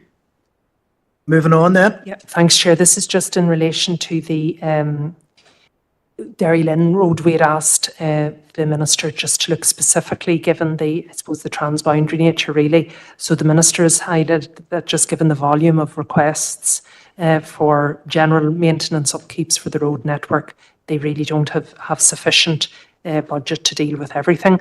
So they are looking at wider prioritisation, and just officials are continuing to undertake normal routine maintenance and defects inspection. Okay, I go to Councillor Gannon. Thank you, Chair. Firstly, I'll propose to note correspondence. Obviously, it's really disappointing correspondence from the Minister. It's much the same as correspondence I got when I went to the Minister individually. I was hoping maybe the weight of the Council behind it might add a bit of sway, but unfortunately that's not the case. Like anyone who's been on the road knows how disgraceful a condition it is in. It's long overdue work. It's the main road to Dublin. It's the main road for many tourists to come up here as well if they're coming from Dublin Airport, which doesn't give a good first impression as they're coming closer to Enniskillen anyway. But it's very clear that the Minister isn't going to give it the priority that I think, and I'm sure other councillors think it deserves. But I'll leave it at that, Chair. Thank you. Okay, thanks very much. And you've proposed. Is there a seconder then in the matter? Councillor Lane Bruff, thanks for seconding. Okay, and that's agreed, members. Okay, Chair. The next item is from the Minister of Health, and this is in relation to two items, primarily around the waiting list reimbursement scheme, and we had asked for urgent measures to be put in place for those who are unable to avail of the scheme. And then secondly, Chair, we had also asked if the Minister could clarify whether or not the South West Acute Hospital is being utilised for elective surgery to reduce such lists and to detail the specific role. So the Minister sets out, I suppose, the general arrangements around the waiting list scheme, and the only reference to South West Acute is in the last paragraph, but it doesn't really respond to the Council's question. Okay, thank you. Again, there may just be a proposal to note for now. If there is, I'll take it. Okay. Councillor Gannon, thank you. And a seconder, I can look online if there's a seconder willing to note. Okay. Thank you. Councillor Dehan, thank you. And that's agreed. Okay. And then the next item, which will be 13.4 in your agenda. Chair, that's just around the postal review, and essentially they are confirming the previous position that the data that we had requested is not available at District Council level. I do think, Chair, the Council, I suppose, had sought to clarify if there was any truth around the prioritisation of parcels over post and a reduction in deliveries. So that really hasn't been interrogated that much in the letter, but I don't honestly think we'll get much further information. Okay. Can I have Councillor Warrington wishes to come in? Thank you. Well, I'm happy enough to propose the correspondence, but there is no doubt I was actually, unfortunately, I had to go to a wake during the week, and it was the father of a postman. And just while I was there, there was about half a dozen postmen came in, and women, sorry, and I had an interesting conversation with them, and they made no hiding about it, that basically it's parcels over letters. Okay. Thank you for proposing to note the correspondence. Have a seconder to note. Councillor Crawford, thank you. Okay, so now item 13.5. Yeah, again, Chair, just for noting details of a motion recently adopted by Causeway Coast and Glens Borough Council around Okay. second homes. Go to Councillor Brown. Thank you, Chair. Yeah, just to comment on this, I suppose the issue of second homes is an issue, particularly in tourist areas, and this has obviously come from Causeway Coast and Glens, so they have their own particular issues. It's actually been in the news if people are watching the protests taking place in places like Tenerife or Barcelona. So it's all over the world that this is affecting people, and I think people. The key point that people are making is that they feel that tourism is being prioritised over local people there who are living there, who are working there, and that should never be the case. People have a right to have food services in their areas that they live in. The other point that I want to make is that we are living in a housing crisis at the minute where we're not building enough homes for people. And we also have the different challenges of the wastewater connections, which is preventing more homes from being built. So this is something that I think we should look at. It's a worthwhile proposal, and this motion is, as far as I can see, asking for the data to be collected on the number of second homes and short-term holiday lets in the council area. And I would maybe make a proposal, but before I do, I would ask, is that a feasible proposal that we could maybe follow that line and create a similar database of second homes and short-term holiday lets? And if that is something that we can do, then I would propose that we do that. Okay, Alison. Chair, I think if Councillor Brown was content, I think we could maybe investigate the information we can get. I don't think it's that straightforward. There would be some I'm aware of certainly some properties in the district that have a specific holiday home designation, for example, which would be relatively easy to gain. The data would be easy to gather on that. There would be other properties that may well be used as second homes, but we wouldn't necessarily hold that information. So I don't think it's as straightforward, perhaps, as we might suspect. So if Councillor Brown is content that we would maybe investigate the information that we can easily collate the gaps that there would be, and if there are gaps, where other information sources might exist. I also think there's just a general element maybe around rating policy as well in relation to this that we might wish to consider pursuing with DOF, but we could aim to report back quickly, but I think we just need to investigate a little further. Thank you. Okay, going now to Councillor McLaughlin. I have to declare an interest as a close family member has a second home in Causeway Coast and Glens.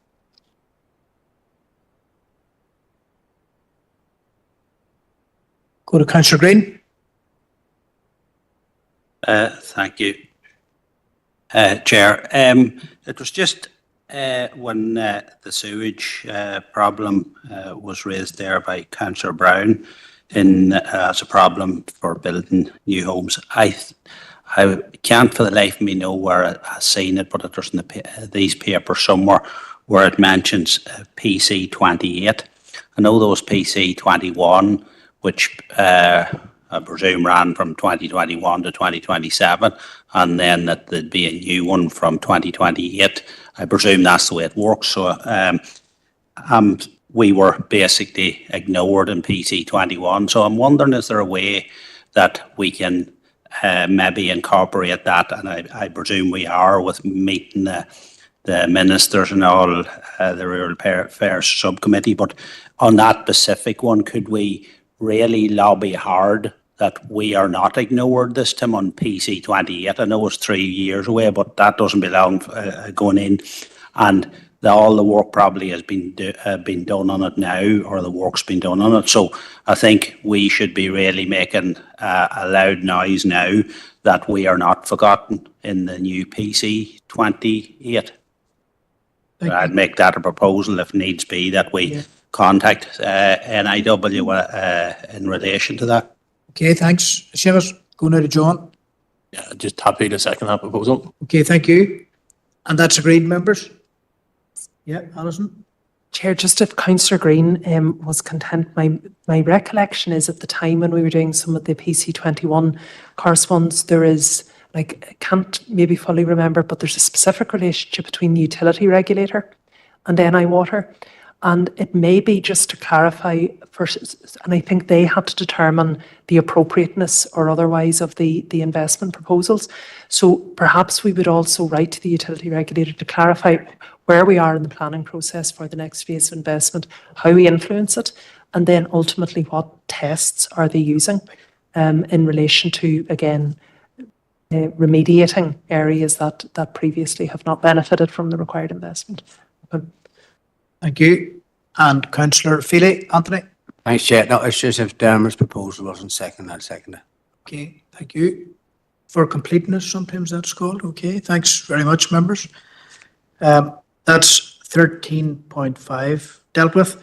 We'll move on to 13.6. So, Chair, these are two further motions, and these are from Derry City and Strabane District Council. The first is in relation to data centres, and really a suggestion within the SPPS that there is a joined-up approach across government as to how these matters would be dealt with. Chair, I am mindful that this is indeed at our last meeting, our planning committee meeting. These are something that comes before the planning committee. So I think we do have policy provision built in. So I would just maybe suggest we would note in that regard, or if members wish to maybe have a specific course of action, it might be appropriate for planning committee members maybe just to declare an interest on this matter. Okay. Okay, just noting, happy enough to do that. If anybody wants to help me with the noting of the correspondence. Councillor Green, go to you first. Yeah, I'm happy enough to note. Okay, thank you. And Councillor Feely, John has seconded, and Alan Rooney very willing to help too. Thank you. Chair, then, sorry, the second item is for also Derry City and Strabane, is just in relation to the A5, and again, just restating the council's full commitment to the A5 upgrade and the welcomed ongoing engagement with the A5N2 working group. So again, consistent with previous discussions. Okay. Councillor Rennie proposes to note, and then Councillor Campbell wants in as well. Yeah, Gary, yeah, certainly happy to note. It's obviously remains an issue, and it will come up later on under the motion, and it's good to see the support of all the councils in that regard, and including our own, Chair. Okay. Proposed by Councillor Rennie, seconded by Councillor Campbell to note. Okay. And agreed. So we might now be at 13.7. Thanks, Chair. 13.7 is just the rollout of multidisciplinary teams. And this is from SPPG, just response again into the council's queries regarding the specific rollout of the teams and the associated programme, and specifically if there will be an impact at Carrickmore due to the inadequate accommodation. Okay, I have two councillors online. I have Councillor Deehan, followed by Councillor Russian Devine Gallagher. Councillor Deehan, please. Thank you, Chair. Well, first of all, I want to propose to note the correspondence from Tracy McCaig of SPPG, and I do welcome, Chair, that accommodation issues are being explored in Carrickmore and Lisnaskea and elsewhere, indeed, to accommodate members of the multidisciplinary teams. So I welcome that, and I welcome her assertion that there will be cooperation and working together with all stakeholders, including the Western Trust. If I could just make one brief comment on the rollout of the multidisciplinary teams, I have to say that I welcome it. And I think that it is a wonderful initiative, which I hope will contribute to the stabilisation of general practice, and we will discuss this more in the motion ahead. However, I am disappointed, Chair, at the pace of rollout of the multidisciplinary teams. Members will recall that the so-called shift left, as proposed by Bengoa in 2019, really, this was the one of the founding principles of basing care in general practice in primary care near to the patient's home. And now we find that the rollout of MDTs is so slow, it will only take place in 2 phases, and some practices will not have it until 2033. Also, the Southwest GP Federation in our council area bid for multidisciplinary teams in 2018. We were not successful. Derry was successful. So we were delighted to be notified that we would receive the next phase of rollout. But lo and behold, Chair, whilst we expected a sizable amount of funding to actually initiate our MDT teams, we find now that the funding must be split with Derry to complete before we even get a chance to start. So our rollout will take 6 years, Chair, at significantly reduced funding. So I think that that is regrettable, and I think it's also fundamentally unfair. I just would propose, Chair, that we write back to Tracy McCaig saying that we are disappointed at the slow rollout of the MDT teams, and also we would request that there would be a review of the funding for this very important project, and that some priority would be given to those federation areas that have yet to get any MDT. So thank you for that, Chair. Okay, thanks very much. Go now to Councillor Rushing Devine Gallagher. You might be muted, Rushing, maybe.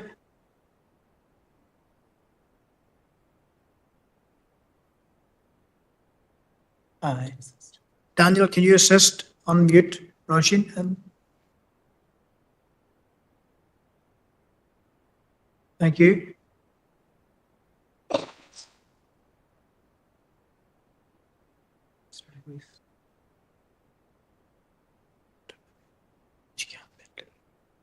Rushing, are you audible now? I know the IT is helping you. No, there's an issue here with sound.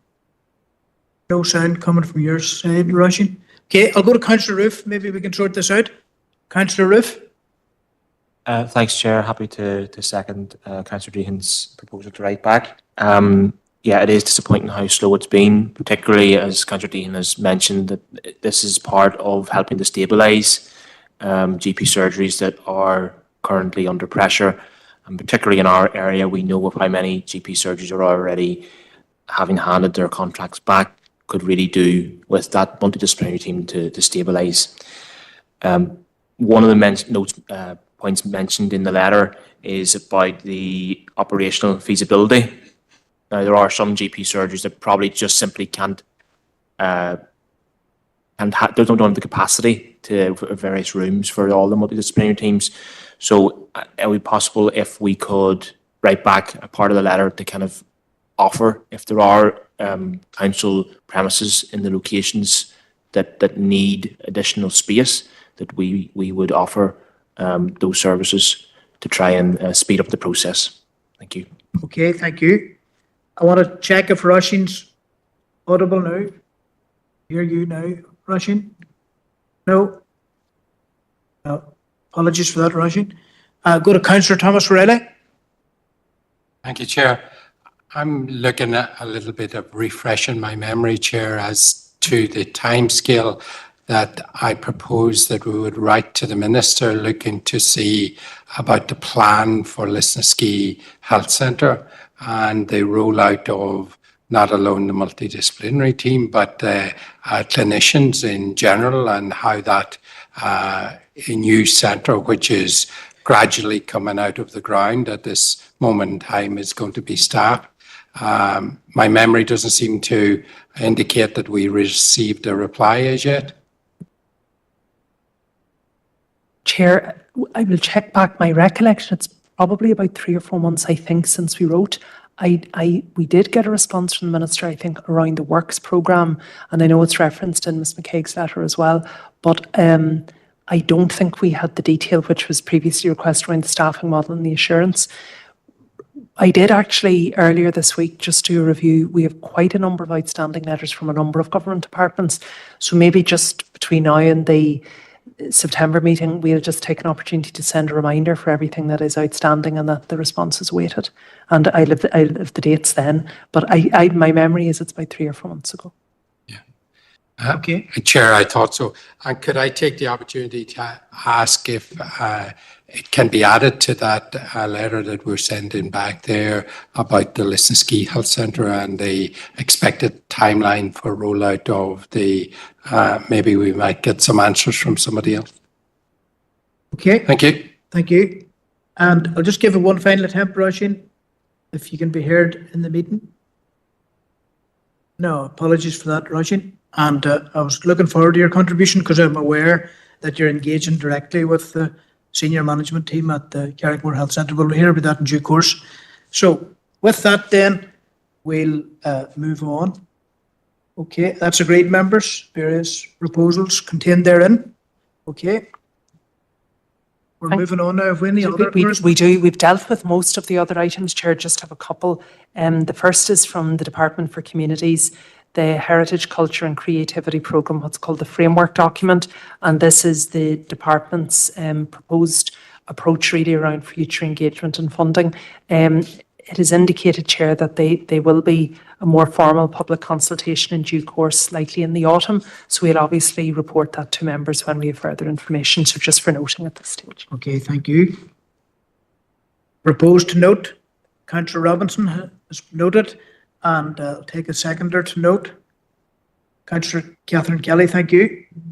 That's agreed, members. Thank you, Chair. Just the second item is from DFI Roads, and this is in relation to the proposed part-time 20-mile-an-hour limits at schools in Fermanagh. So it's St Mary's Primary School in Killesher and also Devonish College.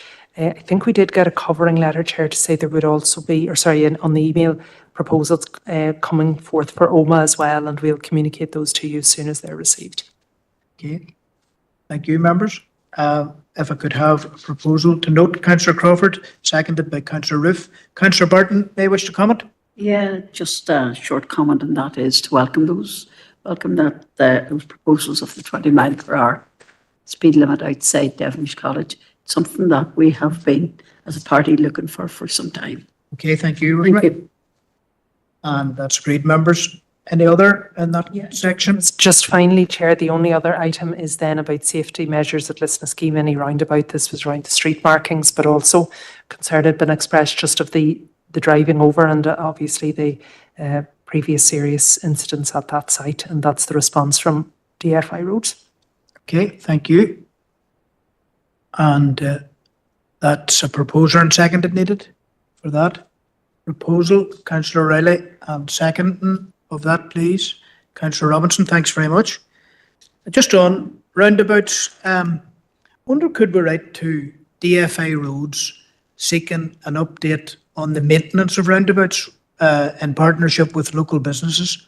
I've done this on an individual basis recently and haven't got a very satisfactory response. Like, I do know, and I know Councillor already knows, that there's a particular roundabout where a business is waiting for the green light to apply a design, a whole new exciting design and maintenance programme, but it requires communication with DFI Roads for that to happen. And I got a letter back which was kind of confusing, saying, we're working with. But I have information that the company in question is not getting the traction they felt they needed from DFI Roads to complete on this. So if I could write to DFI Roads, Daniel Healy, just to seek confirmation that those communications are actually working. And then on that note as well, I want to congratulate Coolnagyard Community Association. I think Oma Community Church might be involved as well in undertaking the maintenance of the roundabout going into Coolnagyard. So I have an expression of interest online here. from Councillor Deehan. Well, thank you, Chair, for allowing me in, and thank you for that excellent proposal, which I second. Chair, I know we have had discussion in recent months about the issue of maintenance of roundabouts, and it's something that I think is very important. And I think that, you know, as the gateway to our towns and villages, roundabouts are very important, and it is important that they are maintained well. However, I have to say, Chair, and I hope you would incorporate this into your letter of proposal, yeah. I was absolutely horrified to see the concreting over of some of our roundabouts in Omagh town. I'm sure it happens in other places as well. For example, the roundabout at the end of the hospital road at the junction of Drumnakilly Road and where the Tyrone and Fermanagh Hospital is. Yeah. In the spring, it used to be a profusion of golden daffodils. And it really did gladden the heart going in to work each morning and seeing those wonderful flowers. And now they're gone and they're replaced by concrete. And, you know, it's soul destroying. It's no good for our pollinators. It's no good for absorbing rain and preventing excess runoff. Can I please urge DFI to stop this process of concreting over roundabout? Let's get some planting in there. I know this council doesn't have a responsibility for roundabouts, but they have offered their support in terms of maintaining and planting roundabouts. So that's something that I would like to be included in your letter if you're minded to do so, Chair. Yep. Thank you. I would be inclined to include that. Mightn't just get universal approval, but near universal approval in the room.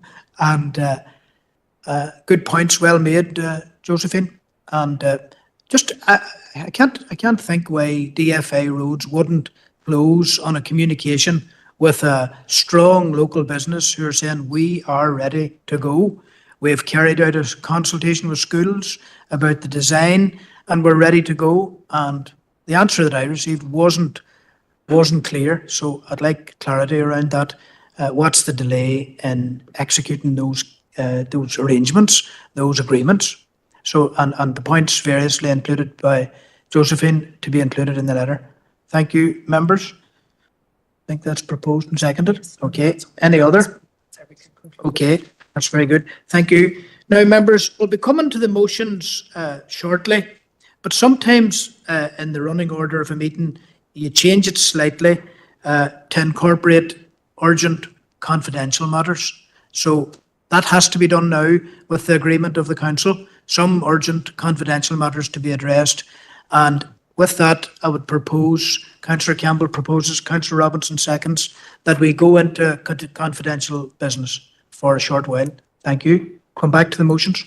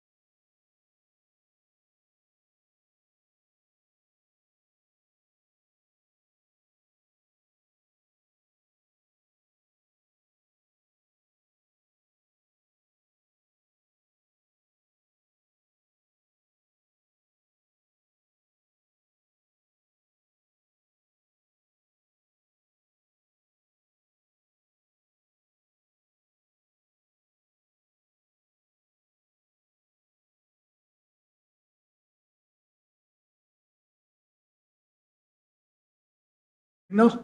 Then Alison will give us a resume of what happened. Okay, thanks, Daniel. I'll ask Alison now to give a resume of that which was discussed in confidential matters. Thank you, Chair. While in committee, the Council confirmed and signed the confidential minutes of the Council meeting held on the 1st of July. There were no matters arising. Also confirmed and signed the confidential minutes of the Planning Committee of the 16th of June. Again, no matters arising. And confirmed the confidential minutes of Environmental Services held on the 2nd of July.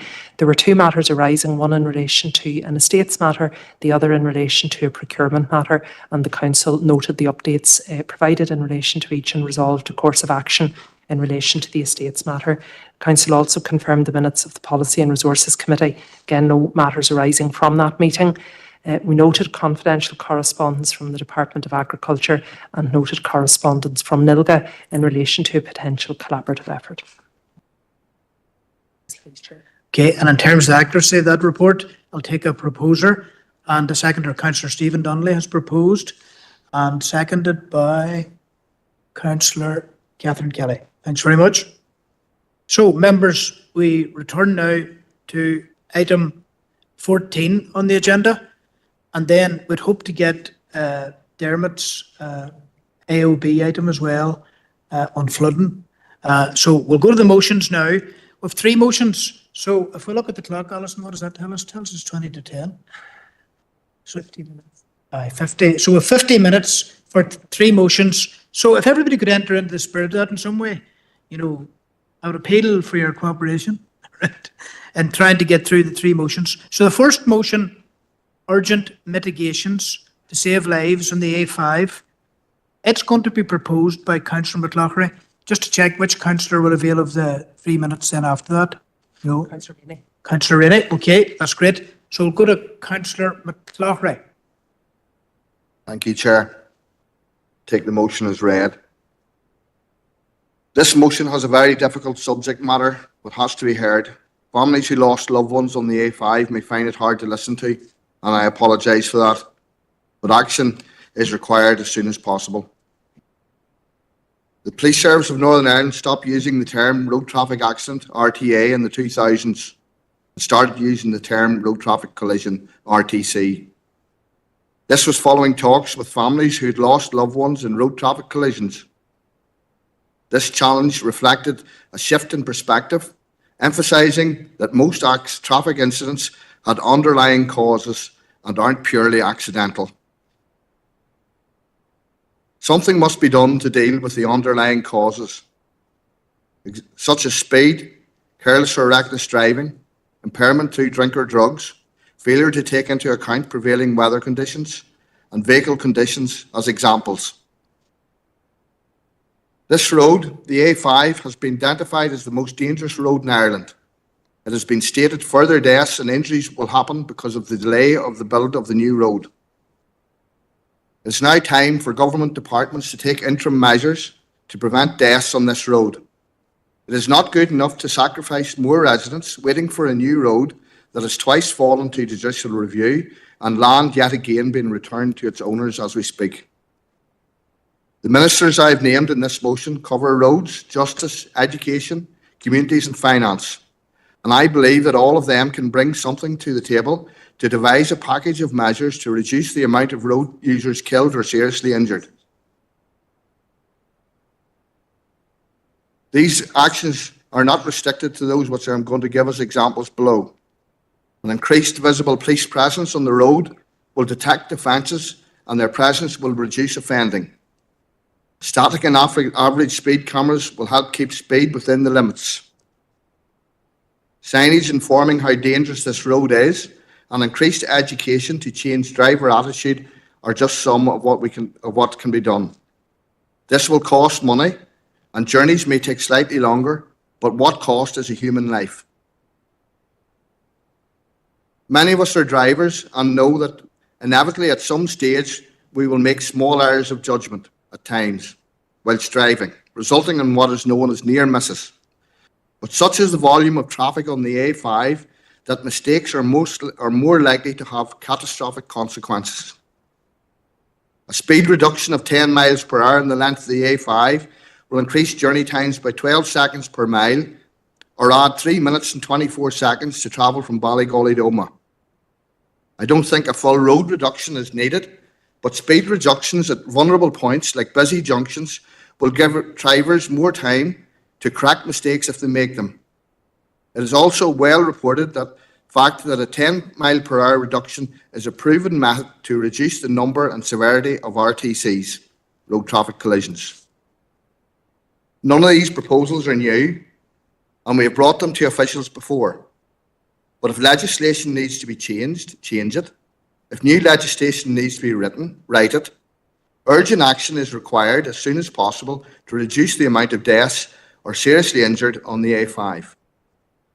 Thank you, Chair. I'm going to pass over to my colleague Alan Rainey, who will give his lived experience on the A5. Alan? Yep. As a lifelong resident who lives along the stretch of the present A5, I'm well placed to comment on the problems that this road presents. If you happen to be a resident living close by, the daily and continuous bombardment of heavy goods vehicles, buses and cars, day and night. A farmer, regardless of what season of the year, transporting cattle to the mart, trying to spread slurry, fertilizer, bringing in the grass, and the list goes on, waiting patiently for a slot to join the flow and leave, making sure that the vehicle behind has seen and acknowledged the turn right signal before leaving the carriageway. Now try to get your head round living on a 2+1 section, an overtaking opportunity for anyone who has been frustrated driving behind a slow-moving vehicle. And this opportunity comes, all hell breaks loose, toe to the metal, and dare you hinder me to get away. Next comes the rude signs and the blast of the horn, never mind the language, not suitable for Sunday school material. Proposed route, particular if this entails splitting up a working farm or splitting up a dairy farm in particular. All this has been a milestone around the neck, both mentally and physical, over this long period of time. Will it, won't it, go ahead? And how will it affect my livelihood? To avoid any further loss of life on this notorious A5, I respectfully ask that legislation be brought forward and restrictions be put in place to control the flow of traffic. And I further propose that a 50 miles per hour speed limit on all the way is a must, with cameras and electronic devices put in place to reinstate some form of traffic control.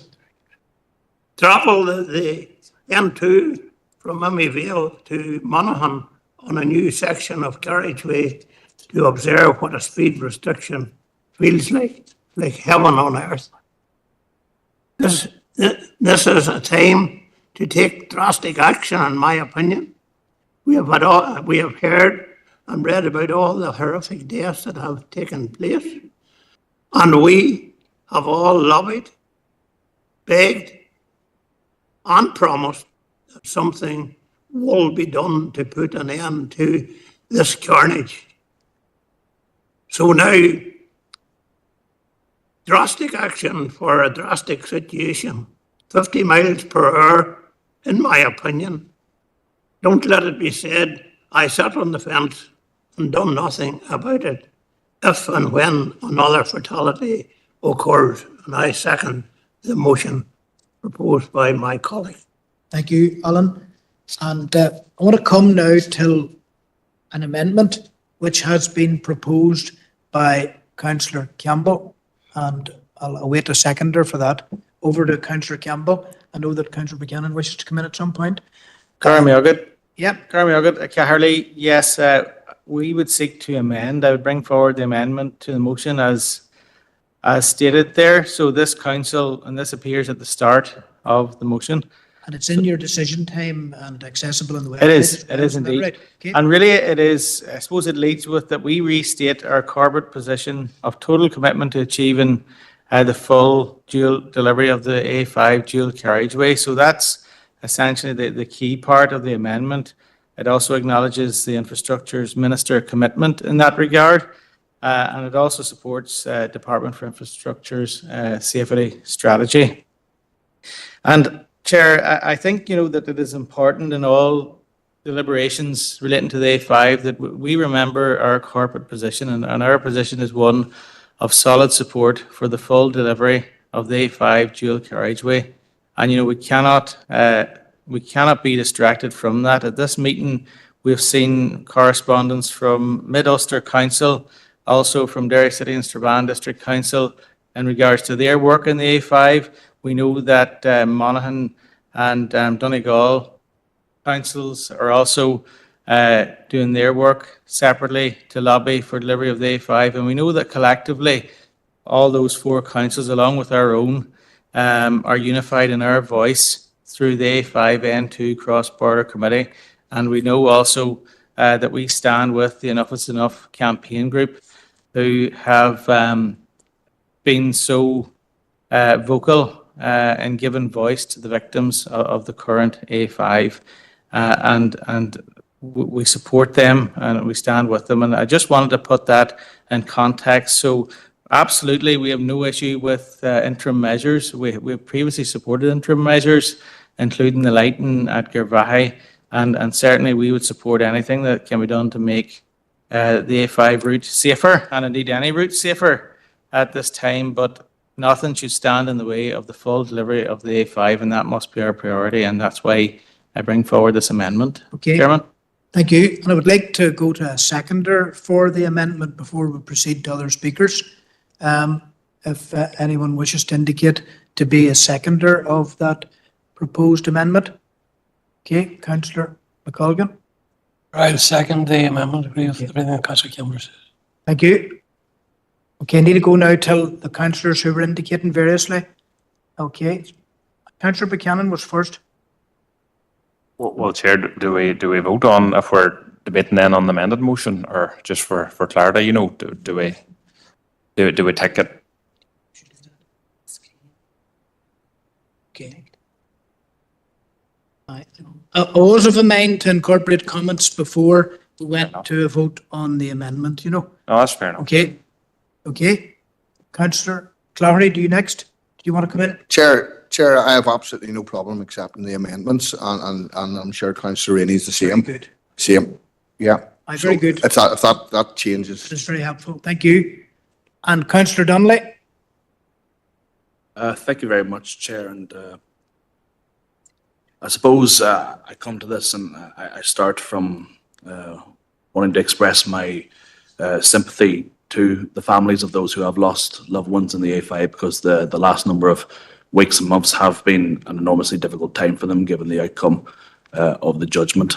And in particular, I would like to also extend my commiserations and also continued support to the Enough Can I is just Enough check campaign. where the conversation's coming from? Because, if you could, okay.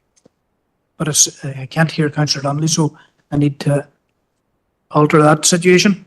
I'll go back to the start for Councillor Donnelly, if you don't mind. I wasn't even in terms of timekeeping. Okay, Councillor Donnelly? Thank you very much, Chair. And likewise, I have no issue whatsoever with having a conversation about mitigation and about how we can improve behaviour on our roads.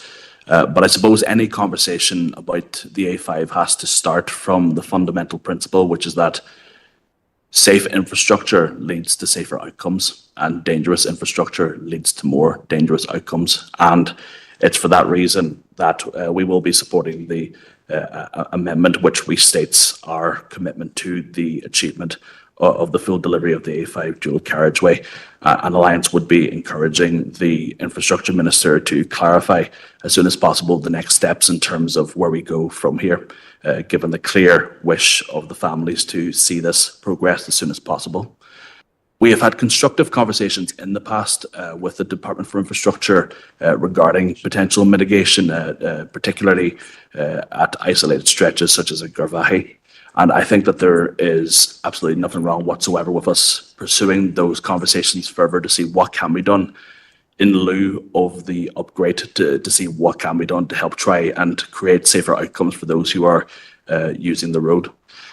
In terms of the engagement with DOJ, I have absolutely no issue with that, but may not be possible at this juncture, Chair, but I think a natural, or at least an implied action potentially arising out of this at some stage would be for us to engage with local divisions of DFI, PSNI, Traffic Division, around the more operational elements of what some of this might look like in practice.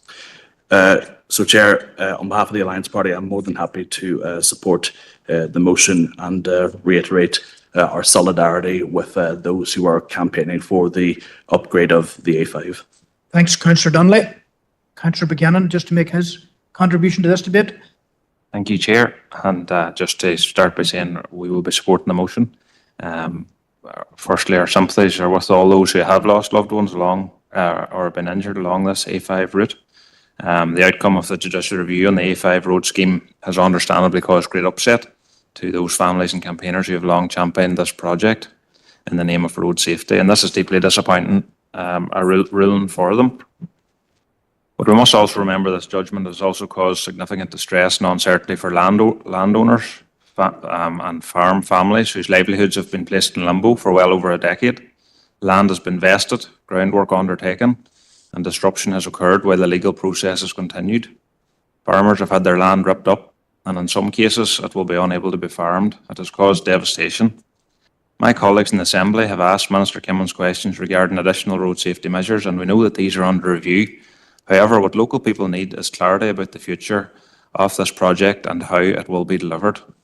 The A5 is a key economic driver for the West. Companies are already talking about their disappointment that this is a key route for freight, and it's not seen in infrastructural improvement. People have also been in touch with me concerned about the loss of jobs and potential skill drain as a result of the recent judgment decision. The Infrastructure Minister must urgently engage with those affected and provide the answers and certainty for our residents. Now is the time for action, not for more delay. It was others who supported the move to net zero by 2050, despite warnings that stalling infrastructure projects like this would be the consequence. The radical climate change targets have caused a costly fiasco, and whether it's in infrastructure, our economy, or the agriculture sector, the climate change targets are a dead weight around the neck of our executive. Thank you, Chair. Okay. And Councillor Gannon. Thank you, Chair. The A5 is critical route and a very important road, and as such, it's vital that everyone works to do everything they can to see the dual carriageway be completed and this road get across the line, because at the end of the day, lives are at stake here. There's too many families that have lost loved ones on this road. It's good to restate our position. I think this council has been very strong in our support for the A5 to be completed as soon as it can be. And I like the part in this motion. It has concrete suggestions to help reduce risk and improve safety in the interim. But it needs to be said, it needs to be in the interim. The road needs to be completed. These aren't permanent solutions, and I'm sure the proposer doesn't intend them that way, but they are very helpful suggestions and very helpful things that could be put in place to help save lives in the interim. And at the heart of this are those families who've lost their loved ones.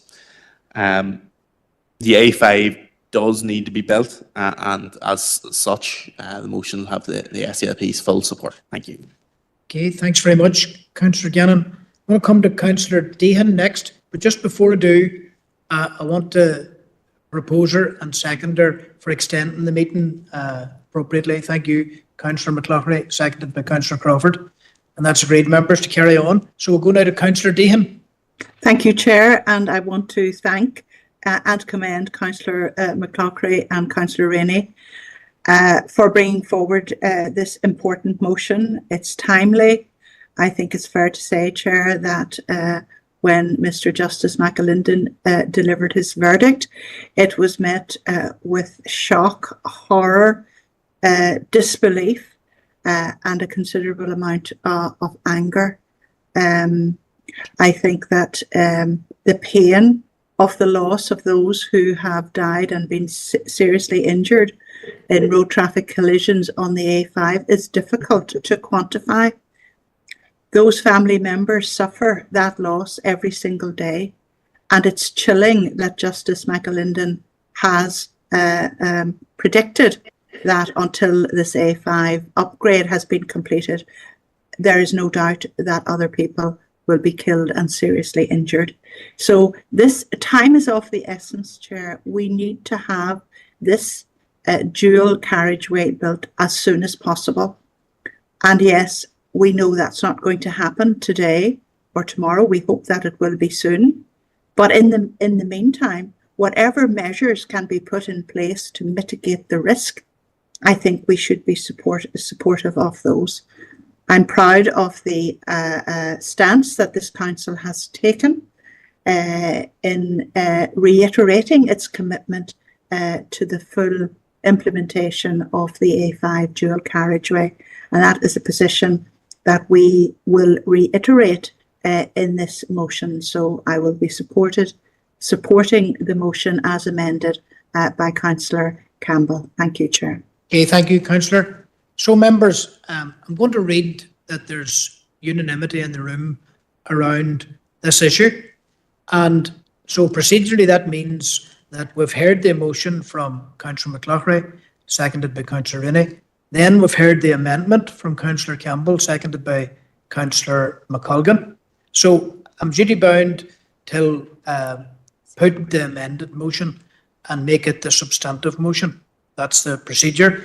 And I don't think I have to put it to a vote because I can read the room that is going to achieve unanimity.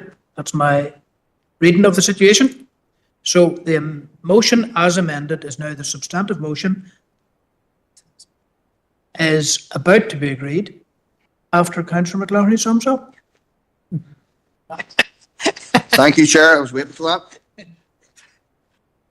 I'd like to thank those who brought the amendment to keep this motion in line with council policy. I brought this motion from the heart. I've been mulling over it since the last council meeting. I felt it was too easy to say that lives will be lost and injuries will occur on this being the most dangerous road without something being done immediately to happen so it. I'm glad my colleagues have taken this in the spirit I brought it, and I'm happy that everyone's supporting it. And I knew everybody would support it once I got my opinion across. Thank you. Okay, thanks very much. So the motion as amended is agreed, members. Okay, that's great. We're going to proceed now till 14.2 item, votes at 16. And I'm going to go to Councillor Brown straight away to propose the motion. Yeah, thank you, Chair, for letting me in there. So I'm sure we've all heard the news that the British government are planning on extending voting rights to 16 and 17-year-olds from the next general election. And let me start off by saying that I very much welcome that development.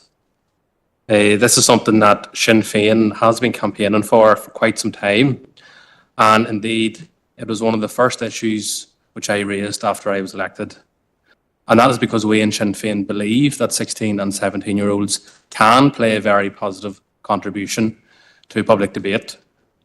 That has already been proven in both Scotland and Wales, where votes at 16 has been in place for a number of years. The Scottish independence referendum in 2014, roughly 75% of 16 and 17-year-olds turned up to vote, which shows the level of political engagement that exists within this age cohort. I even remember when I was studying politics in St. Michael's as an A-level student and as a 17-year-old, and I wasn't able to vote in the election at that time, and I was very frustrated around that.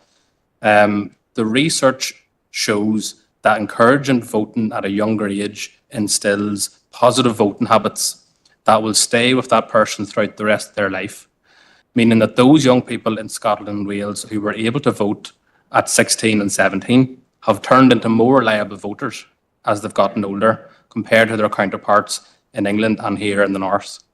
But the crucial point in this debate is this: If you're old enough to work and to pay tax, then surely you should have a say in how that tax is spent. Clearly, there's unfairness and a lack of democracy contained within our current rules, which does not serve the interests of young people. And this change announced by the British government is hugely positive and long overdue. I would also like to see more political education carried out in schools to teach young people the value of their vote and how they can make a positive difference in their own communities by being politically active. And I think it's important that the electoral office should begin engaging with 16 and 17-year-olds now on how to encourage them to register to vote. And we've already discussed it here this evening before, that the electoral office used to come into schools and got everyone on the register and give them their electoral ID cards. So they need to do that again. Don't know why they've stopped doing that. And I suppose just to conclude then, Chair, and just to address the call in the motion, that the British government has accepted that 16 and 17-year-olds should have the right to vote. So there's no reason why this shouldn't be in place in time for the 2027 Assembly and Council elections. And we would therefore propose to write to the British Secretary of State and ask him to ensure that the legislation is in place which would allow this to happen. Thank you, Chair. Okay, thanks very much, Corridor. I'll move now to the seconder of this motion, Councillor Kelly, Catherine Kelly. Thank you, Chair. Chair, as elected representatives, we make decisions every day that impact heavily on young people, and many of these decisions will have a long-term effect on their future, yet they have no say in who represents them. 16 and 17-year-olds play a vital role in society through employment, studying, paying taxes, and volunteering through community and charity groups. People can also live independently from the age of 16, so I cannot understand why they are denied the right to vote. They are treated as adults in every other manner, with government quite willing and happy to accept their taxes, but will not afford them the basic democratic right to vote. Wales have already followed the example set by Scotland in lowering the voting age to 16. Now, as the British government prepares to extend the vote to 16 and 17-year-olds, this chamber must be united in saying that by the time of the next elections in 2 years, young people in Fermanagh and Omagh and across the north should have the opportunity to cast their vote for the first time. In the 2014 independence referendum in Scotland, 75% of 16 and 17-year-olds voted. Today, young people are living with the disastrous consequences of Brexit. Yet, if in 2016, 16 and 17-year-olds had been allowed to vote, all polls suggest they could have changed the outcome. During this crucial period for the future of Ireland, we need young people to have a voice in deciding our future. It's time to extend voting rights to 16 and 17-year-olds. Thank you, Chair. Thank you, and thanks to the proposer and seconder for staying well within the time. Councillor Donnelly, Stephen. Thank you very much, Chair, and can I thank the councillors who have brought the motion. Alliance strongly welcomes the moves by the UK government to enfranchise 16 and 17-year-olds. And I think that does need to be very much in alignment with a wider move towards providing young people with the tools to better help them engage with the political and democratic process so that we address some of the deficits that exist out there in terms of that engagement. I think that we have to reflect on the fact that young people are not simply the future, but they are the here and now. And if we reflect on some of the strongest engagement and some of the strongest scrutiny that we ourselves as elected representatives have received over the years, it has been in the context of mechanisms such as Democracy Week. It has been in some of the engagements that we have had with young people, not least elected members of the Youth Parliament and the Youth Assembly. And this demonstrates the clear appetite that there is out there for young people to be able to have their say and to shape the events that are going to dictate the future of their lives. And we can see that there is a clear wish to be able to speak out on important issues of our time, from climate change to workers' rights to inequality. And that voice should be heard and must be heard as part of the democratic process. So Alliance will be supporting the motion and will be urging the UK government to extend this, not just in the context of Westminster elections, but also in terms of our Assembly and local elections as well, Chair. So thank you very much. Thank you. Councillor Elliott. Thank you, Chair. This motion kind of creates a false urgency around lowering the voting age to 16 here in Northern Ireland. We know that when we're asked to comment on the likelihood of 16, 17-year-olds being able to vote in the 2027 Assembly election, a spokeswoman for the UK Electoral Commission said the change is expected to be in place for the 2029 Westminster elections, but it is unlikely to be implemented ahead of the 2027 Assembly and local council elections in Northern Ireland. A recent poll conducted by Merlin Strategy found that 49% of 16, 17-year-olds did not think that the voting age should be lowered to 16. So young people obviously do not support this change. 18 is an internationally recognised age of adulthood, including by the United Nations. You must be 18 to take part in a range of activities such as taking out a mortgage, serving on a jury, becoming a police officer, getting married without parental permission, and buying alcohol. Young people mature and grow into adulthood over a number of years, but there needs to be a point at which they legally become an adult. We agree that that should be 18. There are already too many pressures on young people to grow up fast. At 16, young people are dealing with the pressures of sitting their GCSE exams. Lowering the voting age would cause there to be an increased pressure on our young people at an already stressful time for many. Politics, by its nature, can often be partisan, leading to political differences and disputes within peers or families. It does not seem a sensible idea to lower the voting age before young people are adults. There should always be clear thresholds to distinguish the rights and responsibilities of children from adults. We want to let our young people be young people without added pressure during an already difficult time of change for many. We are not for 1 minute suggesting that 16-year-olds are not capable of becoming engaged with politics or are not already politically engaged. However, they do need that. Do they need the added pressure of making political decisions? According to the 2021 census, 16, 17-year-olds make up 3.8% of the Northern Ireland population. Allowing these to vote would only see a marginal effect in increased participation, especially if not all of those within that age group decide to vote. As it stands, turnout across Northern Ireland, the lower age cohort is low. We want to see further collaboration with schools, further education, colleges and universities to educate individuals on the importance of voting. Rather than lowering the voting age, efforts would be better focused in beginning to educate our young people on the importance of voting. This would mean by the time they are 18 and ready to vote, they have an increased desire to cast their vote. The Prime Minister's rationale for this move is essentially a no taxation without representation argument. It is high time the government applied the same logic to Northern Ireland, where taxpayers here have no say on laws imposed by the European Union. Our considered position is that we do not support lowering the age of enfranchisement below adulthood, the age of 18, as it's internationally recognised. So after that, we can take it that the DUP will be voting against the motion. Okay. Thank you. Thanks, Keith. Go now to Councillor Rosemary Barton. Thank you very much, Mr. Chairman. I thank Councillor Brown Kelly for bringing this motion to Council tonight and the opportunity to speak on it. It is the process of voting that provides one with the essential part of the British values of democracy, freedom and responsibility. This mechanism therefore permits citizens to have their voices heard in government. However, it is the age of exercising our franchise that this motion is about tonight, the lowering of the age of voting to 16. The proposal by the Westminster government to reduce the voting age to 16 introduces a number of issues. I'm going to just look, for the sake of time, at 3 here this evening.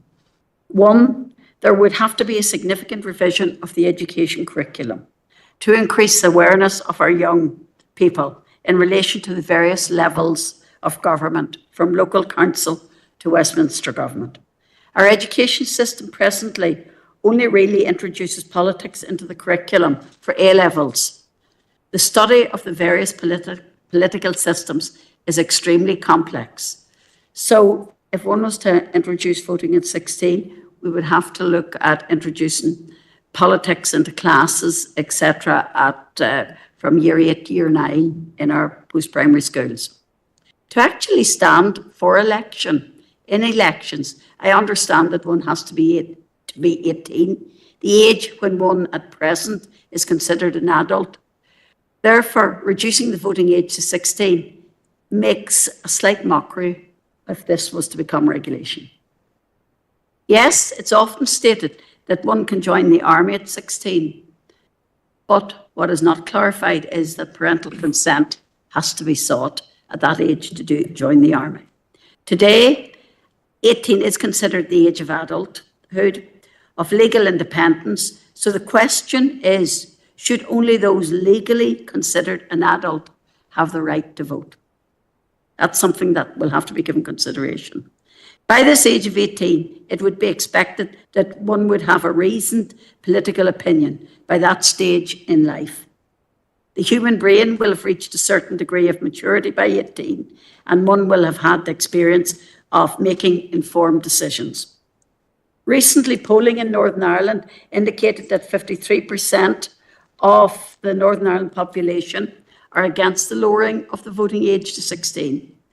However, in contrast to that, the data in relation to the Scottish elections would indicate that since 2016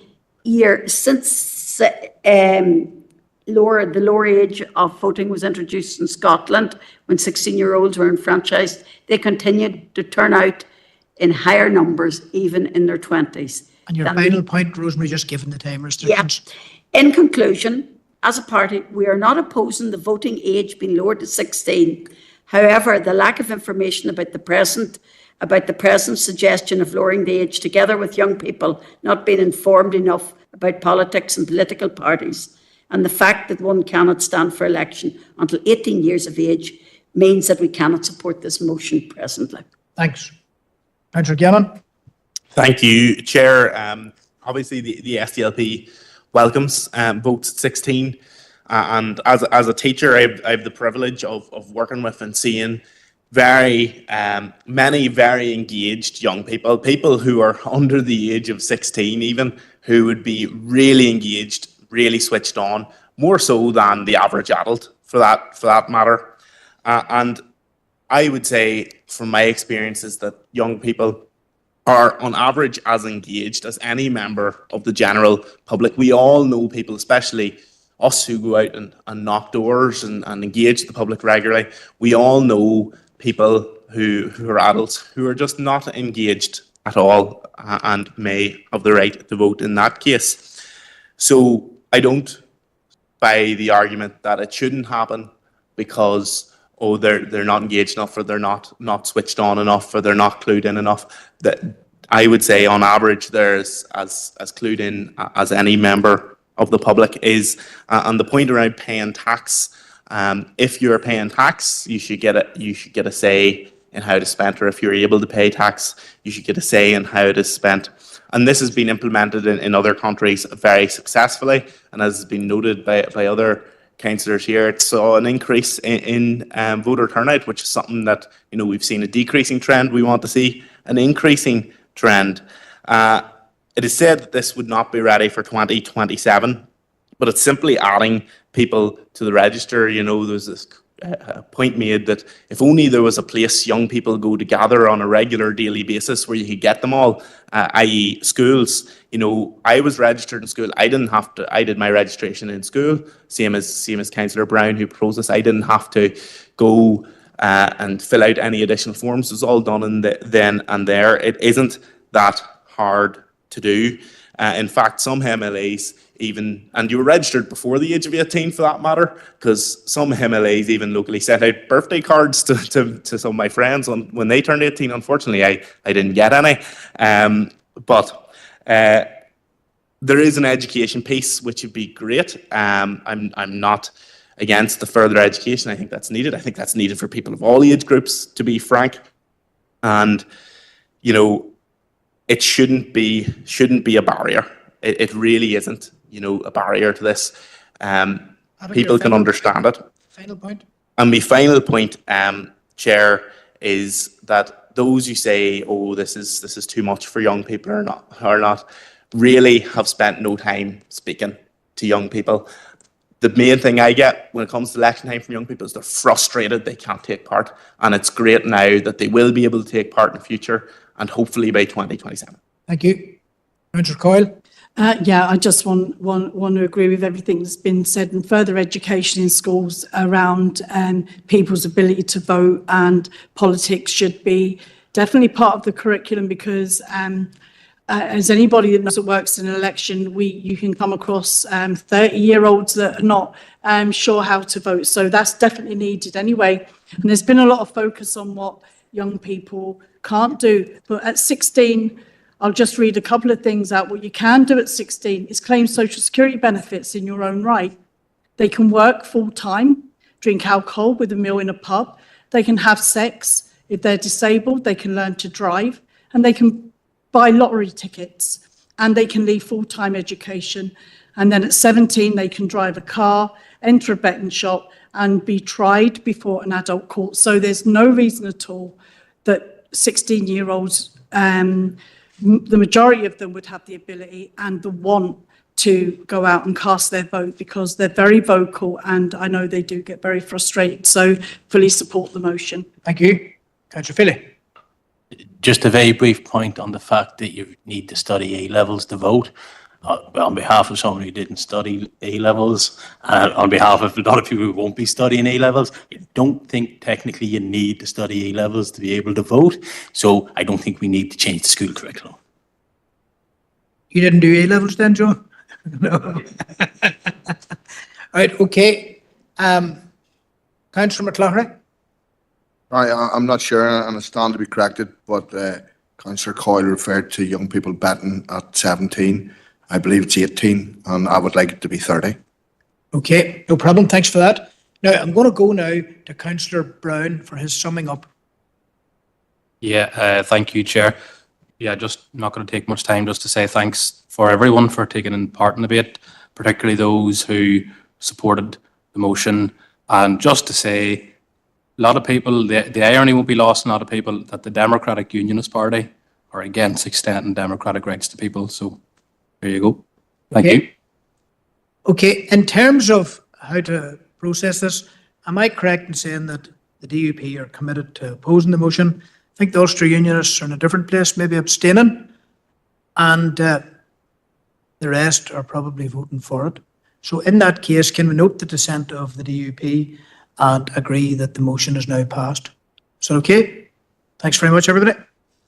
Okay. Now, members, primary healthcare services, obviously you have to work with me to complete this. And then there's two brief items of urgent relevant business. So I'll go now to the third motion, and it's going to be proposed by Councillor Withers. And I'll go now straight away to Councillor Withers. Margaret Kelly, thank you, Chair. I'm sure there's not one councillor who has received communication from a constituent about problems with accessing health and social care. And unfortunately, there have been several examples in our council area in recent years where primary care services have come under severe strain, including handing back of GP contracts such as in Fitna and Dromore Trillick. Difficulty in accessing GP services is not a perception or anecdotal.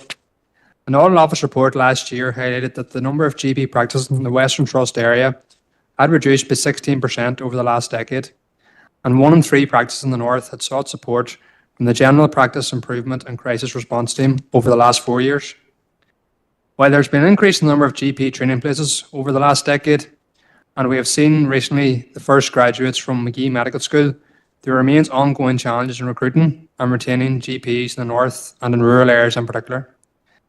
The sustainability of primary care services requires investment and intervention by the Health Minister. That means delivering on his health and social care reset plan and commitment to providing a neighbourhood model of care which forms part of an overall process of transforming how healthcare is delivered in our region. The recent dispute over the GMS contract for GPs in 25 and 26 is concerning and further puts at risk our primary care services. So the Minister needs to prioritise re-engaging the GPs, indeed with the workforce that is required to maintain our primary care services. The greater integration of services is also necessary for the sustainability and stabilisation of our primary services, and that includes the delivery of multidisciplinary teams. And I would take the opportunity here again tonight to urge the Health Minister to urgently implement the multidisciplinary teams in Carrickmore Health Centre, which serves 10,000 people in the Mid-Tyrone area, and reiterate the importance of the delivery of new facilities there. Indeed, the Minister himself, in his own words, has said the existing building is long past it being fit for purpose. The growth of private GP service in the area is also something that gives me grave concern, and this is enabled by a system that is failing to serve our citizens. In 2019, I had the opportunity to visit Cuba, and despite being a country under immense pressure due to the economic embargo from the United States, I saw firsthand what can be done by a government with an economic system that prioritises the delivery of community healthcare. Here at home, our local health minister will quite rightly talk about the need for more funding. However, this is not because there's a lack of public funds available, but as a result of political choices made in London by politicians who would rather invest in weapons of war, which they label as defence, rather than on delivering universal healthcare. And that, Chair, is what is the heart of our problems in all of our public services. A democratic deficit that exists here, where spending decisions by public representatives who are not elected by votes cast here have a major influence in our daily lives. And that is why the majority in this chamber want to see Irish unity and the achievement of a national democracy where elected representatives of people living here have full control over how public money is raised and how it is used for the benefit of our citizens. Thank you, Chair.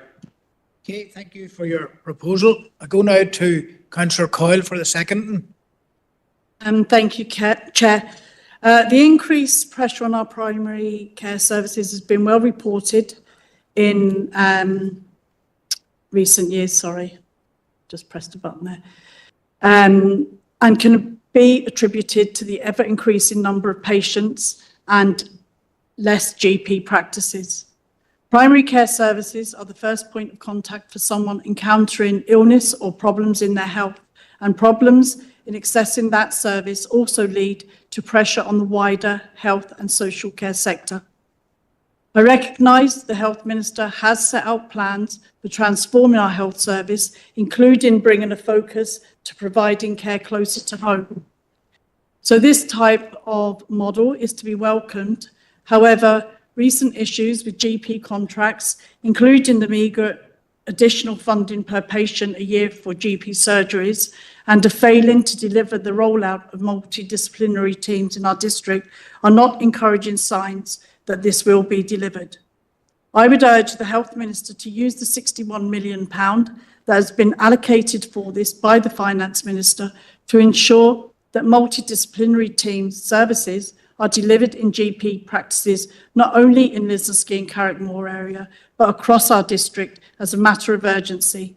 This will help relieve the pressure on our GP practices, as well as enhancing the services on offer for people locally and helping to deliver better health and wellbeing outcomes.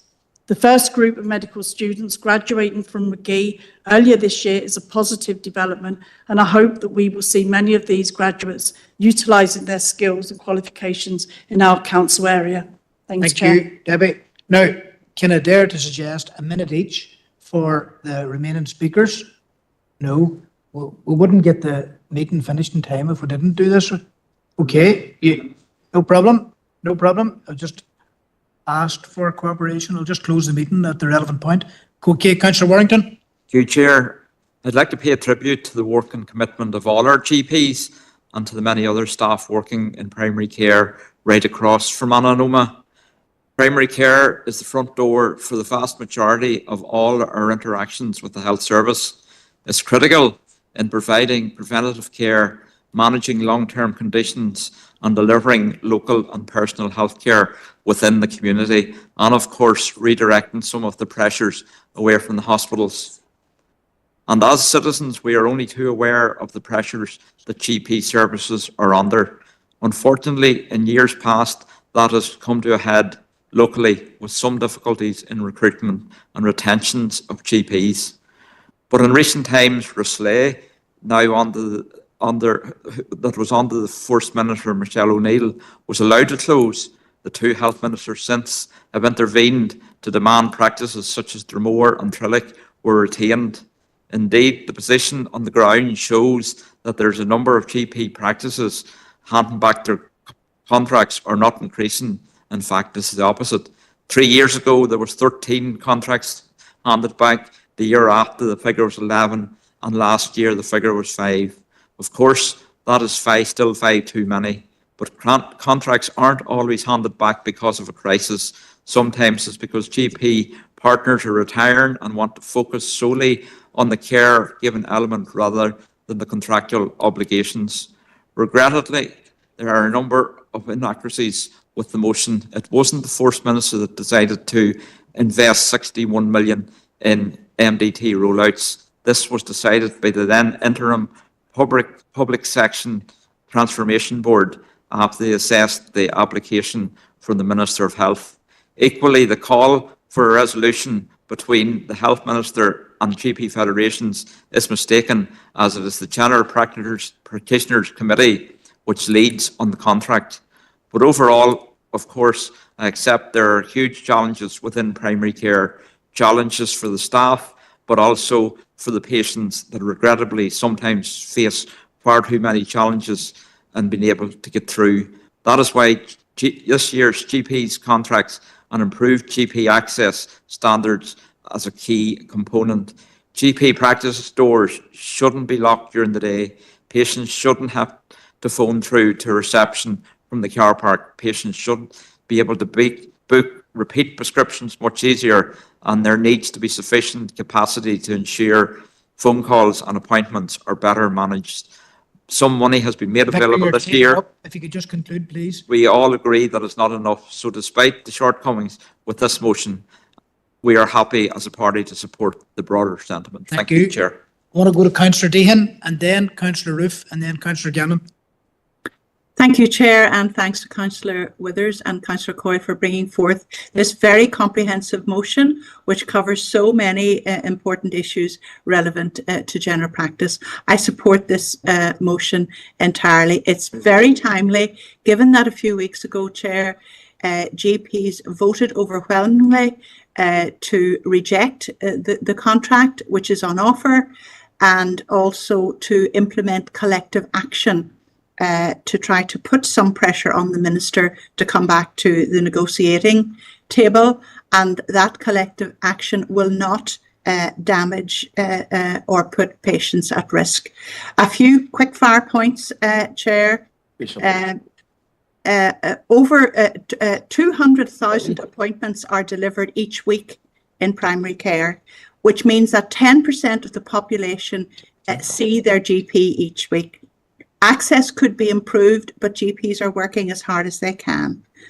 The percentage of funding we get is 5.4% of the funding of the health service. It's not enough. We asked for an extra 1% for core funding to stabilise general practice, with 80 million, and we got 1 million.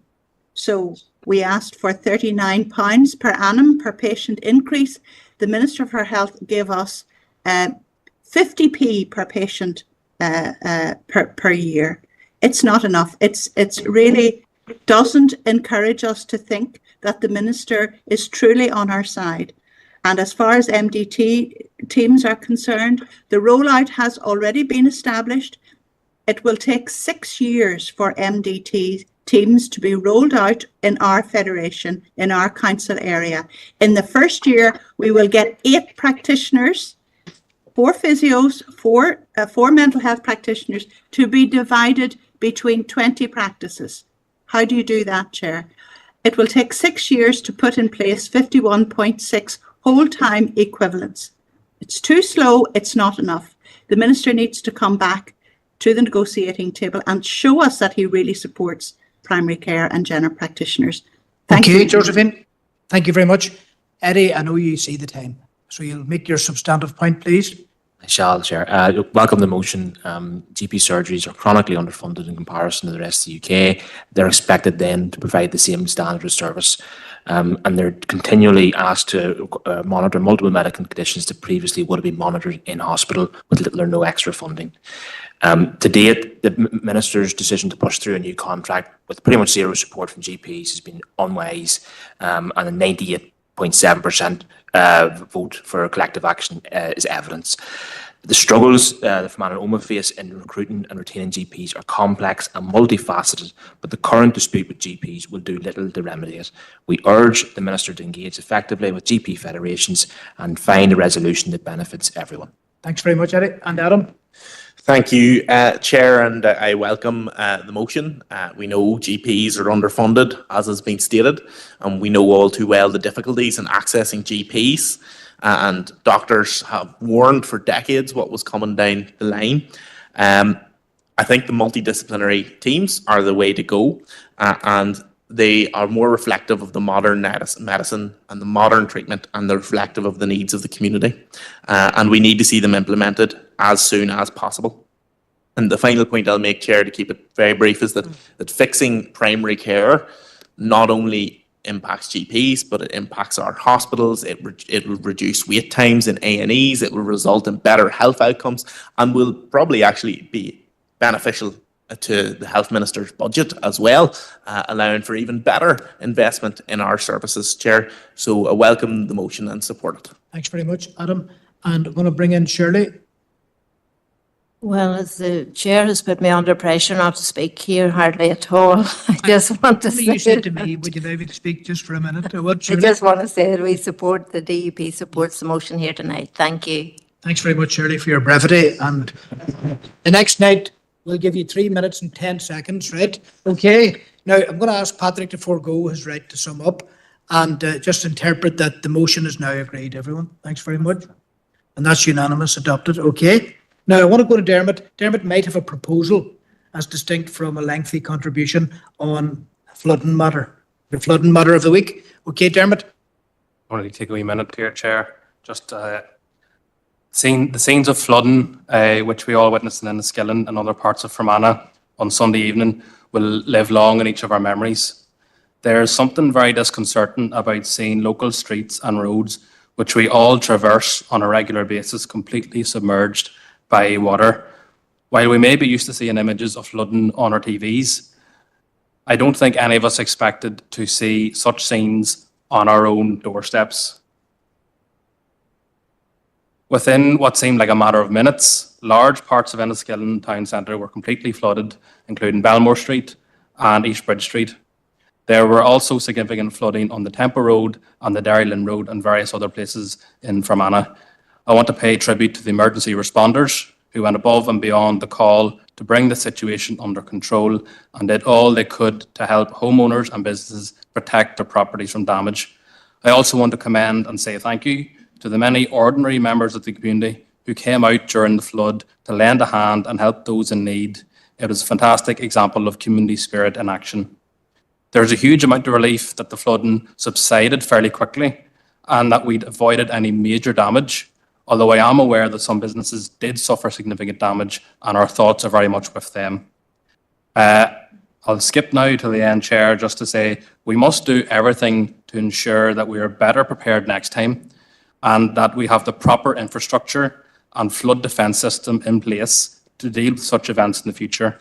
In that spirit, Chair, I would like to propose that we write to the Department of Infrastructure and ask them to carry out a flood risk assessment for Enniskillen Town to see what, if any, flood alleviation measure could be put in place for the future. Thank you, Chair. Thanks for your proposal. And Councillor Bruff.